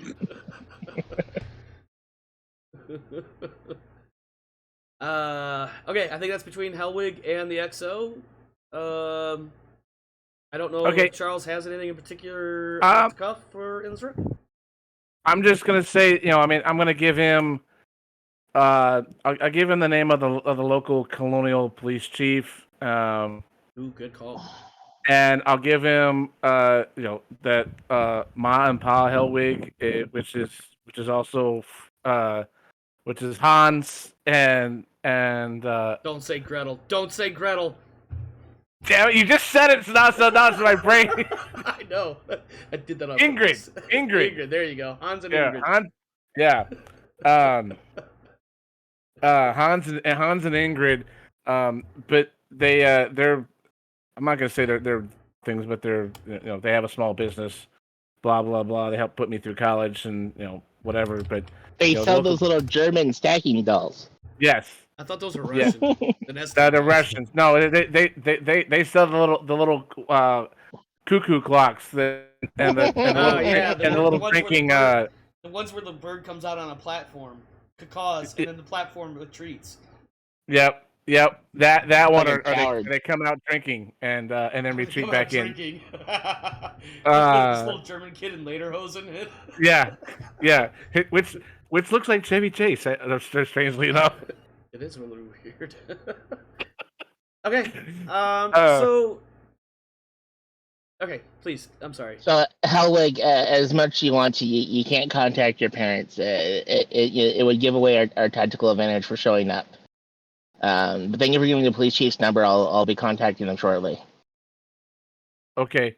Well, the the local police chief, he's a good person. I would trust him. His name is Adolf. Oh And no, let's not use that name. okay. Hang on. I'm trying to think of something else. Adler. We'll go with Adler. I don't know if Yeah, that's a name Adler. around, There we go. There we go. I'm trying to make this up on the fly. I don't yeah, have no, my. I know. I put you on the spot. I was like, nope, I gotta nix that one. Yeah. I hate Yeah, to do it because it's just a name, but Yeah. Oh no, actually, no. It's no. Let's just be a little more genteel. It's Greta. there you go. It's Greta. Yeah. Greta. And I'll let you come up with some last name later. Bruner. Anyhow. Greta Yeah. Bruner. She's Bruner. the police chief of the Innsbruck Yeah, station. no. Yeah. And anyhow, she's you can trust her if we can find her, and the station. They're loaded to bear. If we can get there, we can use that as a base operations. They're tapped into everything. They even have some backup manual stuff that's off the net. So let's get there. All right, thank you, Helwig. Yep. Hopefully, we'll be able to set things right. What I'm hearing is that the skipper's going to let us go there? We're underway soon. Okay. All right. Yep. Speaking Yeah. of getting underway, I'm gonna cut in because I want to keep it moving here. Sorry. Yep. Speaking of getting underway, Mr. Milligan, if you could give me a piloting 8+ for a simplistic undock, detach, deorbit, and probably something Everything. close to a Hohmann transfer in some very long scale sort of way. But basically, get the ship underway. Give me an 8+ piloting, please. With your plus 87 that I really didn't need to make you roll. It's only a 5 plus 5. 587. I don't really know how numbers work. All right, yeah. So the ship gets underway. We are somewhere in the neighborhood of about 5 hours since arrival. So it's probably about, I said earlier, like 2-3 o'clock in the afternoon. So probably about another hour. It's probably going on about 4 at this point. By the time you're well underway, we got the HAB station, or excuse me, the HAB pod spun up. It'll take about 3 hours to get to Innsbruck. And again, to be clear, Innsbruck just orbits this pretty small planetoid called Bjorn. Now, basically at the far end of the station, or excuse me, at the far end of the system, because of where. God, if you guys ever played Elite Dangerous, I think you know what I'm talking about. It's kind of like when you arrive at the Alpha Centauri system, and then you fly from there to the Hutton orbital station. It's like literally an in real life hour-and-a-half flight. This, obviously, if you don't play Elite Dangerous, you don't know what I'm talking about, and that's fine. So this takes about 3 hours to get there. En route, you are picking up something close to periodic, although because you're FTL, it's going to be sporadic updates. But the gist of what you're getting is that it is now official. The Innsbruck Station engineering team has reportedly been taken hostage, and they, as far as authorities are able to know and are able to report on the situation, given the power outage, the engineering team is currently being held hostage in the engineering section of the station. It also appears to be that the local authorities are responding slowly, although given the nature of this sort of, nobody's actually called it a terrorist attack or anything of that nature, but obviously, let's be honest, somebody goes and attacks the power grid for a major metropolitan area and takes the power engineers and locks them up inside the power station. What else is that? You know what I mean? But yeah, like Misunderstanding. yeah, that's not going to be a grammatical error. That's not a misunderstanding. That's I don't know. Anyway, I digress. When you come out of FTL, Captain, you have some experience in this. Is this a terrorist attack? Jesus Christ, Wiggles. You guys are laying all this shit on the captain a little bit harshly, I might add. Although perhaps not without reason. Anyway, I mean, there was a whole video of him possibly being, or at least it was his spacesuit. Who knows? Anyway, when you arrive, as you come out of FTL, you... sorry, I gotta review my notes here. Hold on. As you're on approach to the station, you do catch... Ultimately, Paul Gray plays this, and it's kind of like shortwave radio, but more for like orbital range distances. I don't know if there's a correct term for that, but effectively, it's shortwave radio. It is the demands from the attackers. They are asking for an FTL-capable ship that is trace-free, i.e. they can, it's not being tracked or traced or anything like that. It's fueled and ready to go, and if they don't receive it within the next hour, they're going to start executing their prisoners once every hour until they actually have a ship confirmed on their way, or on its way to them.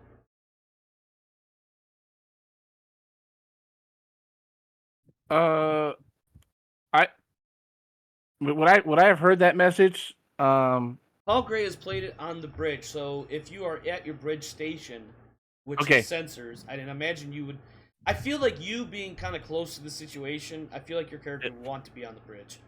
Yeah. So I would look over at the XO and kind of mention we got a ship, and kind of like do the whole kind Put of your left pantomime. foot in. Put your left. Right. Yeah. Kind of pantomime. We got a ship. We could offer them. Bring them on out, and we take them away from the hostages. We could take them down that way.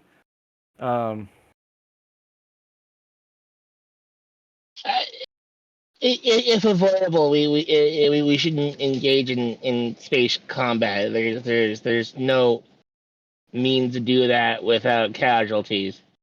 We're not exactly armor plated. No, right. You really aren't. Right. I designed that ship. I know how much armor you don't have. Right. I know we don't have a lot of armor, XO, but we could pretend we're gonna make so that way we could dock and at least then assess the situation without having to be blown away. Yeah, no, I'm hoping to get a full deck plan from the chief once we're able to make contact with him to say that we're on our way to offer aid. Okay. So 2 things I want to do. 1, I want the sensors operator, whoever he is, whether it's the NPC or obviously Charles, regardless, will be the one making the rolls. Give me a sensors check, or excuse me, a sensors roll, 8+ education. And then we'll get to the other one. But there you go. Yeah, so the first thing, I imagine as you approach, you've been paying attention to the sensors and what they're picking up from the station and whatnot. You are able to confirm undeniably there is indeed no power coming out of the station. There's 0 power output that you're picking up. I don't know what exactly it would be that your sensors would pick. I imagine some sort of EM electromagnetic discharge or some sort would be involved. Right. Excuse me. So, but you're also not picking up any sort of like weapon systems. You're not picking up any targeting or tracking or radio. So, like normally in air traffic control, there are radios where the aircraft and ground stations and the airports communicate. Without even the pilots and the people actually like interacting, like just. I know you know what I'm talking about. I can't think of the words, but it's an automatic transmission. Yes, service. thank you. Yeah, and so you're picking up exactly 0 of any of that. So there's no active targeting, no passive targeting. There's no navigational communications going on. There's no radio communication, no radio traffic. That's mostly you're gonna get that information obviously from the communications guy. There's no power signatures whatsoever that you're able to pick up. The shortwave radio-based radio play... Jesus Christ. The shortwave radio message appears to be on an automated repeater originating somewhere either within the station or very close proximity to the station. And by very close proximity, we're talking within the single digits of meters of the outside of the station's hull. The second role I wanted was the communications role. That will come from Mr. Wiggles as his efforts to get a hold of Chief Bruner. All right. So give me a communications role, please. Welcome to the station. Visit our gift shop on repeat. Have there not been any pings on our little jury rig system with the vehicle? Good question. I'm trying to think if you would need to roll to get that, but you already set it up to automatically give you something if it receives Well, so anything. pings would be active sensors, so if they hit us, we would know. Right. Does that? Oh, Yeah. Yeah. I mean, will there have any messages come through that system after we set it up? Our ATV trap. Yeah. Right. You're redundant, not really radio. No, there haven't been. All right, Mr. Gray, please contact the police chief. Blah blah blah blah. Right. So it'd be an personal 8+ number. with his +2 total. So there you go. You get a contact. Gray sends out, and you kind of get a look from Gray where he's kind of like assumed you. He's basically been waiting for you to give him this command for like the last hour. But then he sends out the initial message, and eventually you get the office of Greta Bruner, not Greta herself. You do have live two-way communication with next to no time lag. And your initial response that you receive is, Wayfinder. Wayfinder, is that you? Yes, this is XO Wyatt of the Wayfinder responding to this. Who is this? Who is speaking? This is the Deputy Undersecretary to the Chief, some bullshit name that I just made up. Yes, yes. Jesus, I can't think of a name. Hello, Von Bullshit. We were trying to reach Security Chief Greta. She is currently leading a team into the engineering section. Unfortunately, I'm the only one presently available with which you could speak that has anything close to real authority. I realize that's a very poor listing of my credentials. Please, what can I do for you? I'm assuming you're here to do something about the lights out? Yes, our ship is with the Flex Organization, the Far London Exploration League. Yes, the Far London Exploration and Colonial Support Services, whatever BS name we came up with months ago. Yes, them. And we have a contingent of Marines on board, which we're offering to... I'm sorry, I keep talking over you. Please continue. That we'd be willing to offer in service to your police chief to retake the station from these ne'er-do-wells. You know what? I don't know where she is right now. I know she's doing something. I don't literally know where she is right this second. Sometimes permission is not as much fun as forgiveness. So, listen, there's an exterior docking port on the second quadrant of the outer ring. If you can partner your ship up with that port.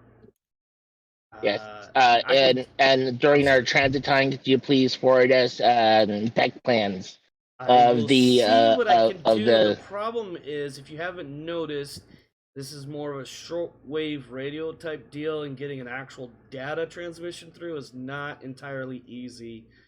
I'll tell you what. This is what I understand the difficulties. This is what I can do. I can send a deputy or two would probably be better. I can send a deputy or two to the interior corresponding point of that port. And when you dock their ship up and send your Marines through, don't let them shoot them, and just make sure they're going to make immediate contact with a liaison that will guide them through the station. How's that sound? That sounds fine. And as much as we would like you, the big damn heroes, unfortunately, spaceships are rather expensive, so we need a cursory agreement upon reasonable expenses. I have no idea what's even reasonable. How about this? Maybe we could get some port fees waived, and then the chief herself can figure out the rest when the time comes. Does that sound agreeable to you? That does sound real to us. Like I said, we would love to be able to render aid free of charge, but spaceships are expensive. I hear what you're saying, and I hear what you are not saying, and I don't have a dog in that fight. I'm gonna Very stick my common head in phrase over out here. real quick and whisper to the XO. He usually is somebody on the take, if you know what I'm saying, XO. We might have to sweeten it on our end. I'm sorry. You just hijacked my character, and I'm fucking amused as hell by it. Not that this is my character or anything, but oh my god, that's awesome. And I can't really argue it because your character would actually know this person probably. Yep. this And deputy undersecretary von bullshit. Yeah. And I'm gonna say Mr. Gray, he's the reason can I you left put the him on service. hold? Mr. Gray, can you please put him on hold? Yes, they're on hold. He's the reason I left the service. What do you want me to? I'm not going to offer a bribe over comms. What do you want me to do? I understand. Just know that we're gonna have to like. This is if we want to have him waive the fees, we need to find a way to like give him something. So what? Would I meet up with him? I just handshake him a 50? I mean, I don't know how it all works. All I Charles, know I is that wanna- I was out of a job. Charles, real quick, I'm going to interject just for clarity's sake. You are referring to not Greta, but this person on the radio right now. On the radio, yeah. Okay. Yep. All right. Yep, exactly. So the guy, the deputy undersecretary to the executive washroom key holder or whatever. Oh my god. The assistant to the assistant manager. yeah, basically, yeah. So the person we have on the radio, yeah. And as an amusing detail, are we speaking German or English? German probably would gonna be, I feel like both would be in active use. Yeah. If anything, it would be more accurate to say maybe German and French would be the actively used one. In English I could do I could do that. Yeah, sure. I want this detail because Helwig established he does not like my German. Yeah, but this is definitely So I think like the station first language would be German, followed by French, followed by English. So Yeah. you're probably gonna get German unless you got somebody that is not German at all. For like the locals, it's going to be German amongst each other, but dealing with anybody coming out for official duties, it's French. Yeah. Sort of like being in Sort of the Quebec. French arm. That makes sense. Yeah. Yeah, no, that's fine. Yes, I just wanted to because Helwig has established that he does not like my German. And maybe that's why Helwig had to jump in and be like, all right, listen, Exo, I can't let you flounder anymore. First, your German is atrocious. Second, he's probably on the take. Yeah, exactly. I'm warning in German. I'm proficient. Right? All right, please continue. I just wanted to clarify a detail or two there. Yeah. Okay. Okay. So this is something a weakness I have as a player. I don't know how to do bribes. Bribes are just something like I've never been able to like grasp as a That's concept. probably a good thing in the real world. Yeah. Right. So But my character has two is streetwise, so I feel like he would know Yeah, so how this process works. I think what you can do, and we can just kind of hand wave narrate this part. I think somewhere along the way you get the conversational out of the way, and the details are something to the effect of there will be a small kickback offered to this deputy undersecretary von Bullshit for his assistance in getting the Marines, well, they're not Marines, but the ship's troops onto the station. He tries to give you the best possible coordinates because, again, he's operating on, how do I explain this? He's operating on an analog cell phone network that doesn't allow the transmission of data. So you can't just send him he can't just send you a message, but he can give you via voice a rough idea of where to find this port that you can mate the ship to the station. And once you get close enough to the station in that section, you can use the ship's sensors to basically LiDAR outline and get a wireframe grid or whatever the hell you want to call it of the station and know exactly where to mate up at. send the Marines through. He's going to have 2 deputies waiting on the other side in vac suits, waiting for the Marines. And once they're inside, then they can quote-unquote storm the station as needed. And then that kickback, of course, will be the requisite bribe. And we'll just say, like, 150 Libra, because I'm not trying to come up with any realistic number that might not be that. Yeah, Yeah, see, that's me personally. I have no idea how much drive should be ever. It just, Yeah. So I'll interject. I mean, for not that I know about this personally, but in Nice real life, caveat but there. yeah, but like the way I see this guy, he'd be like, oh, you're landing with radioactive material. And I'm not supposed to let radioactive material, but for 150 things, I could. That's not radioactive. That's just dead metallic weight, right?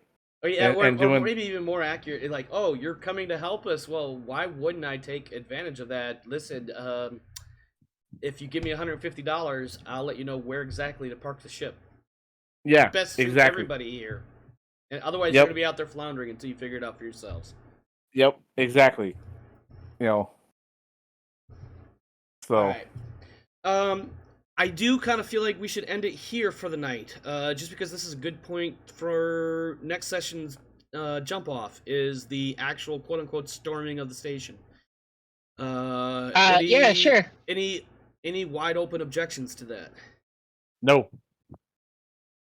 Is that no objections, or is that no, you are objecting? I'm sorry. No, no objections on my end. Okay. Nah, that seems fine on my end. Let me just put inside the accountant sheet here, station rescue bribe. Yeah, 150 things. Thurgor, you good? I'm good. Okay.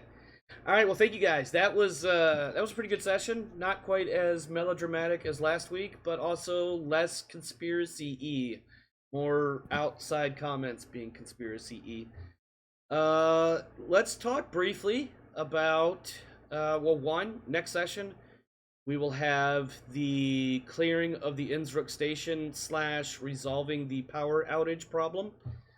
And then whatever else we need to do in system. And then we will finally move on to transitioning to our first major stop of the show, which will be Beowulf. And again, that will be... So I'm kind of looking at it...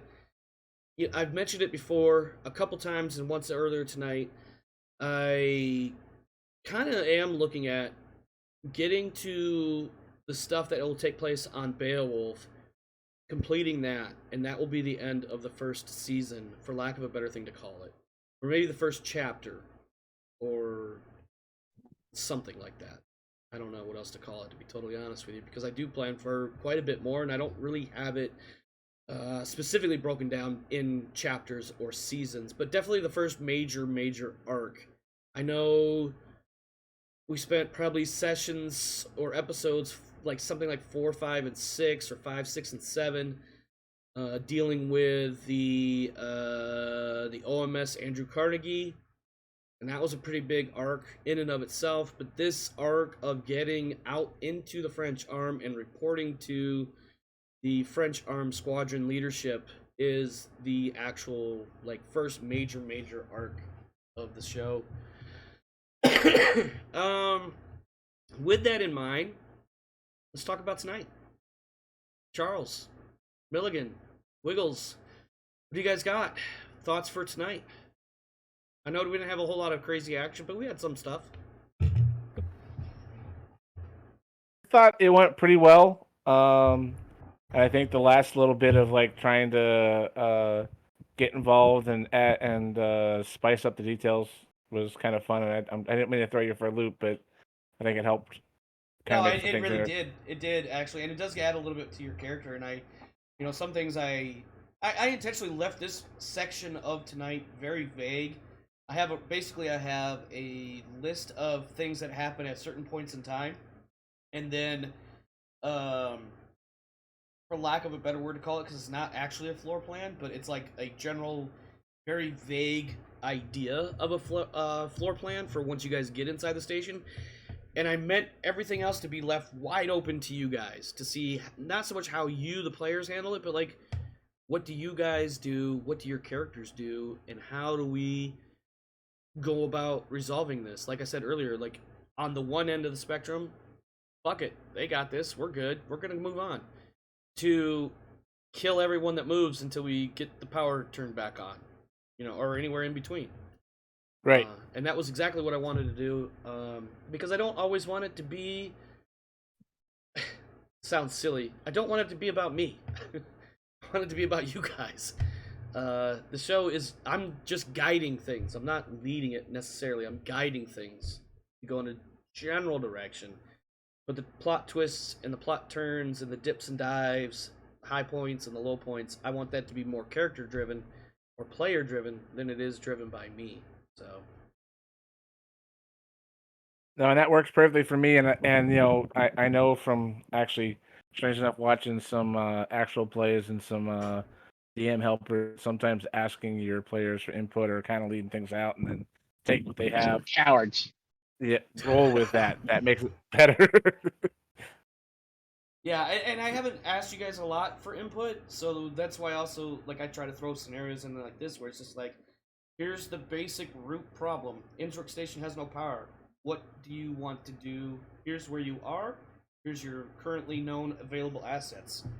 Move forward. Right.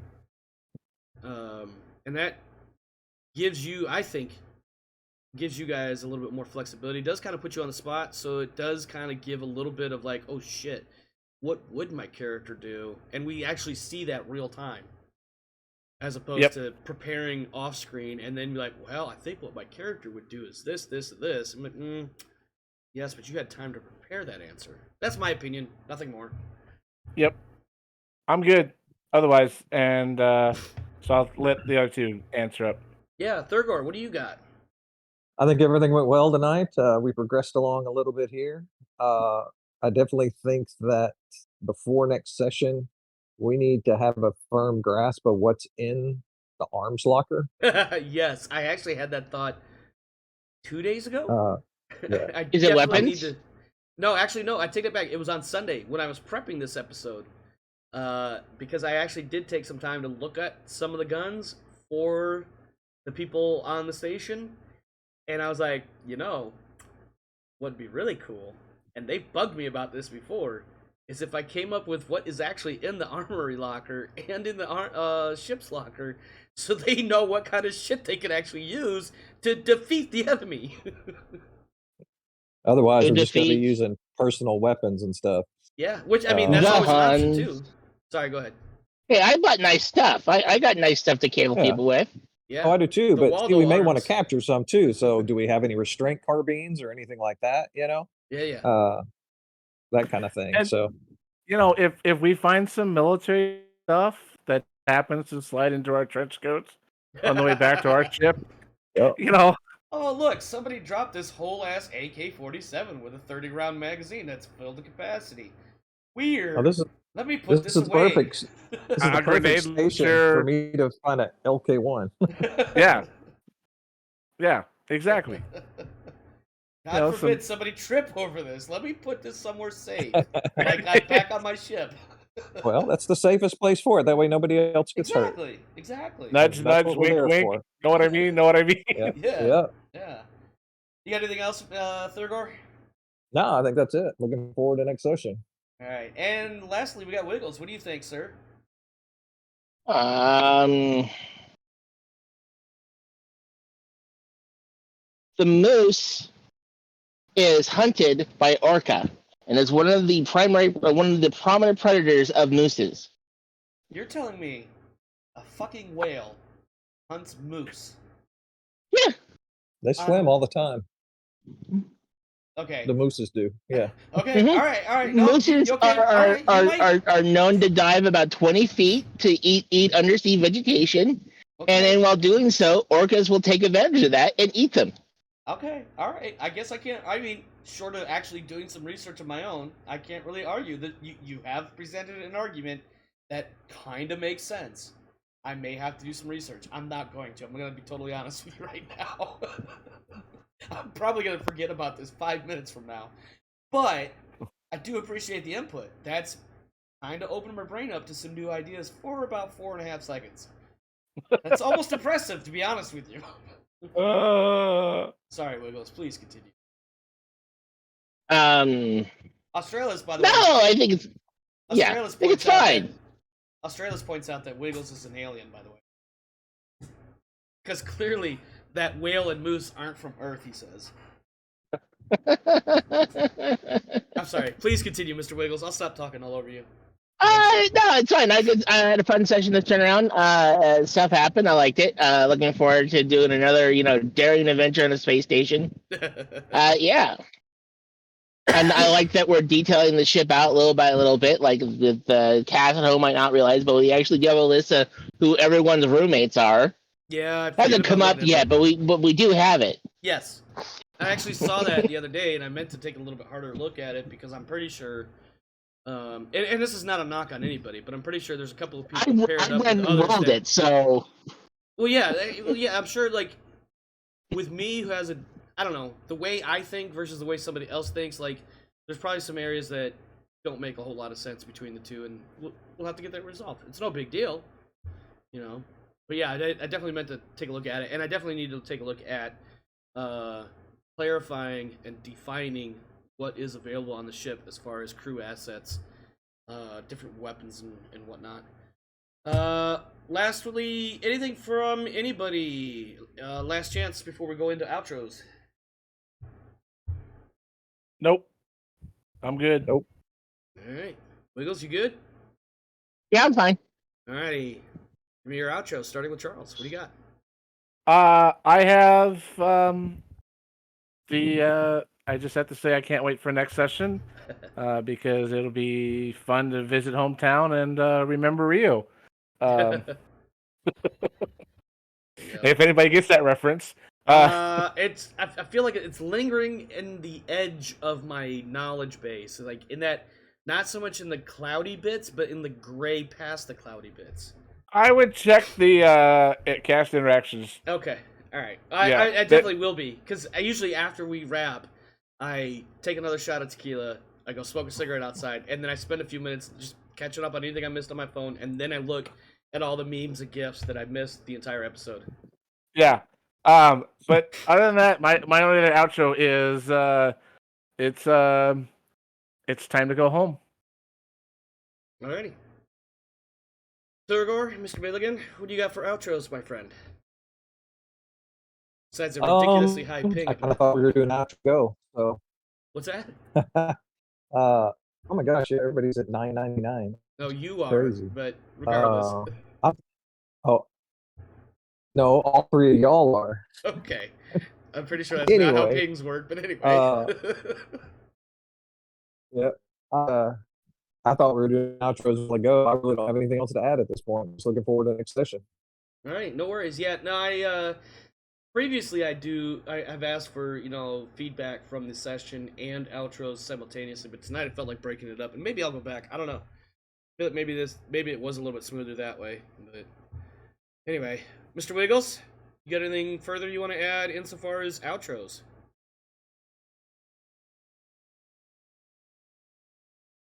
No, I'm good. Okay. Alrighty, well that is going to wrap it for us, my friends. Thanks for hanging out. Thanks for stopping by. Thanks for the silly comments. If you threw memes in the Discord, I haven't had a chance to look at them, so I'm sure I'll be laughing really soon. At least more than I've already laughed. And if you make me choke on my cigarette, you get extra points. I won't die, though. You'll have to try harder. On that, this is the one and only stream for this week because I was sick earlier this week. So previously I had mentioned something about the GTL finals, the GTL semifinals. They were originally supposed to be this past Sunday. We will be doing them this Sunday on the 9th.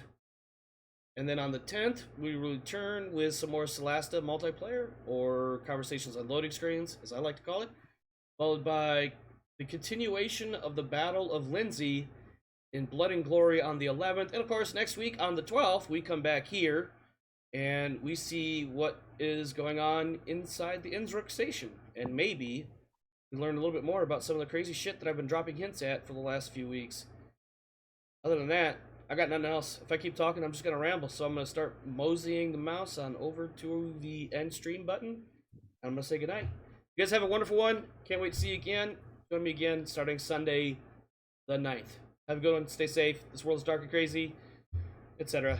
We're out of here. Have a good one.